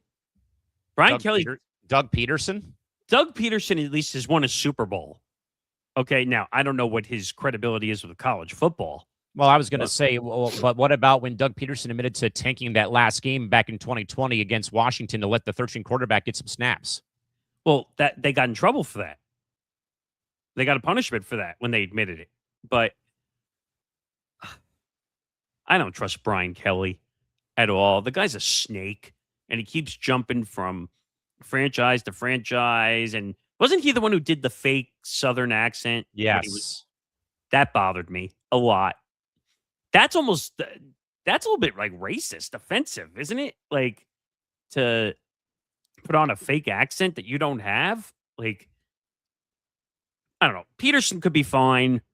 I don't know about Brian Kelly. Brian Kelly will run as soon as another job comes out. He's going to be Lane Kiffin. As soon as he finds the next big job, he's going to jump to it. Yeah, I mean, I don't know. I mean, I know that Peterson won the title, wrote a book about it as well, I think, or about his coaching philosophy. Then, of course, he gets, tagged for that, we got our, we're playing our third string quarterback. He deserves to get some snaps in the game. That I think, Nick, didn't the Eagles have to win that game to make the postseason? I think so. I mean, I can look that up, but because the Eagles threw the game. Yeah, I mean, they put their third string quarterback into the game. Like, how is that not a red flag? I'm trying to look it up. Oh, Philadelphia Eagles were widely accused of throwing their 2020 regular season finale against the Washington football team at the time. On January 3rd, 2021, Doug Peterson bench quarterback Jalen Hurts for third stringer Nate Sutfeld in the fourth quarter. Peterson pulled Hurts with 12 minutes and 35 seconds left in the fourth quarter while trailing 17-14. Sutfeld finished 5 of 12 with 32 yards and an interception. Let's see. The move drew fierce backlash from players, analysts, and the New York Giants, who would have won the NFC East division with an Eagles win. So they affected another team winning. And then Peterson was fired directly after. And that's, of course, with the Giants and Eagles having the big rivalry. So it didn't affect them. It affected somebody else. It affected the Giants. So that's why they did get accused. I do remember that, though. Yeah, I remember that happening, too, and that playing out as well. What else we got here? Lastly, Nick, to close out the show, recently inducted Hall of Fame broadcaster Joe Buck voiced his concerns regarding the growing financial chasm between small and large market teams in baseball. Joe warned before Hall of Fame weekend that severe competitive imbalance will be the primary reason for the CBA negotiations not going well, making a future owner lockout increasingly likely. Nick is recently inducted. Fortune Frick Award winner and Joe Buck right that economic disparity between team payrolls makes an upcoming baseball labor strike or lockout completely unavoidable. Oh, so you're saying that the Yankees, the Dodgers, the Phillies, the Cubs, it doesn't matter that they have hundreds of millions of dollars and everybody else doesn't have the same payroll at their disposal. Yeah, of course it does. He's right. It's a big problem. But you're never going to see a salary cap because these teams are never going to agree. Players are not going to want a salary cap because they want the money to keep going up and up and up. The owners want a salary cap because they want the big money deals to come down. There's mutiny's going to happen before they ever agree to a salary cap, ever. Yeah, I mean, I think Joe's right, though, but also... Why am I not surprised, Nick, that these comments come when he's not even doing baseball anymore anyway? because he didn't want to get backlashed. Exactly. But he's not wrong. Now, I think Joe Buck would have had enough respect that even if he said it as a baseball play-by-play guy, I think he had enough power, or not power, enough respect that if he wanted to call out Major League Baseball, he probably could have gotten away with it. But who knows? Major League Baseball's heading for a lockout. We already know that's happening. We may not see baseball for like 5 years at this rate, the way this is going. Yikes. Yeah. Anything else before I get these? You and I get these last couple of reads in. No, that's the end of the show. Sports moves fast, and we're here to keep you ahead of the change. Join Nick DiMartino and Johnny Montalbano for Moving the Goalposts every Thursday at noon Eastern, 9 p.m. I wrote 9 p.m., 9 a.m. Pacific. We cover the full spectrum of the Big Four, from the gridiron and the diamond to the court and the ice, whether we're analyzing the NBA playoff bracket, discussing a major coaching shakeup in the NHL, or recapping a legendary finish on the golf course. We bring you unique perspectives and a touch of humor. Don't just watch the games, understand the moves that change them.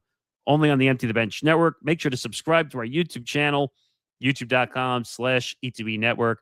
And yes, I will be on my 4th show, like you've been on your 5th show this week. I will be doing the show. And if you just mind reading the last one on the bottom, just so we're fair symmetry here with all the reads. And of course, if you're looking for that plus money edge, then join Connor Rowland and Nate Miller, who have you covered on Unnecessary Wagers every Friday at 5 p.m. Eastern, 2 p.m. Pacific time. They break down the tactical ripple effects of the week's biggest matchups, from the underdog effect in the NBA postseason to the emerging powerhouses on the baseball diamond. They look beyond the box scores to find hidden value, whether it's the math behind a 4-leg stabilizer or the chaos of a 6-leg lottery ticket. We find the trends that you need to know. Gamble informed and gamble better with Unnecessary Wagers. Only on the Empty the Bench Network. Make sure to subscribe to the YouTube channel today at youtube.com/ETB Network. They'll be on the air again on Friday. Update on the Michael McCarthy situation. I found out that he was on deadline for a piece that he had to get at. Well, no, apparently he's covering the Tony Romo situation. Oh, so we'll have to look for his piece and bring it up when we get a chance to talk to him next time. So he apologized. Just so everybody knows, he said that he would be glad to come on another time, even if we have to do it separately as a live stream. But he apologized. I'm just letting everybody know he apologized. He said he. Damn you, deadlines! Hey, that's an interesting story. Whatever he finds out too. But he will be on either a bonus hour or our next episode. So don't you worry. Those questions will still be relevant by next week. So, especially the W stuff, for sure. Something stupid's going to happen again in the W. We can guarantee that right now. And if more media news breaks, we'll add it to the docket to talk about. But that'll do it for the show. Make sure you tune in August 5th. What? Already?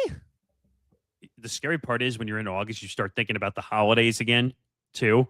No, I'm thinking about going back to work on the 12th. Well, no, I know that. But I'm just saying, like, when you get to August, you start saying, all right, you're going to start seeing all the bleeping holiday commercials. I keep getting the Hess toy truck things because oh, yes. Because I bought them for my niece and nephew a couple of years because those are collectible items, too, by the way. But now they don't stop bugging me. Like, I haven't bought it for them in a while because now they're a little bit older. Hard to believe my nephew turns 8 years old in October. My niece is 6. She just turned 6. I told you we were celebrating her birthday. God, I feel old now that they're 8 and 6. Jesus. Back in my day, we walked 15 miles back and forth in the snow both ways. And we liked it, damn it. But yeah, make sure you follow the show on social media at Press Row ETB across all social media platforms. Hopefully TikTok someday. I think we said we're going to try and do that in August. We have a couple shows that need TikTok, actually. So we'll get to that. YouTube channel, very important here. YouTube.com/ETB Network. Go do your part. Please like, comment, subscribe.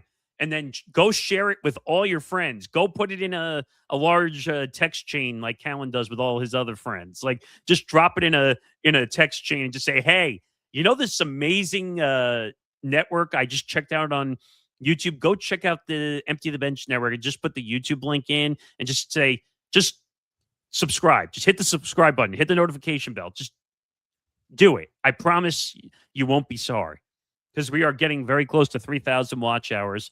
So do your part. Thank you to the 180 plus people that came around and watched today. We're doing really good with live interaction with all these shows like this week alone.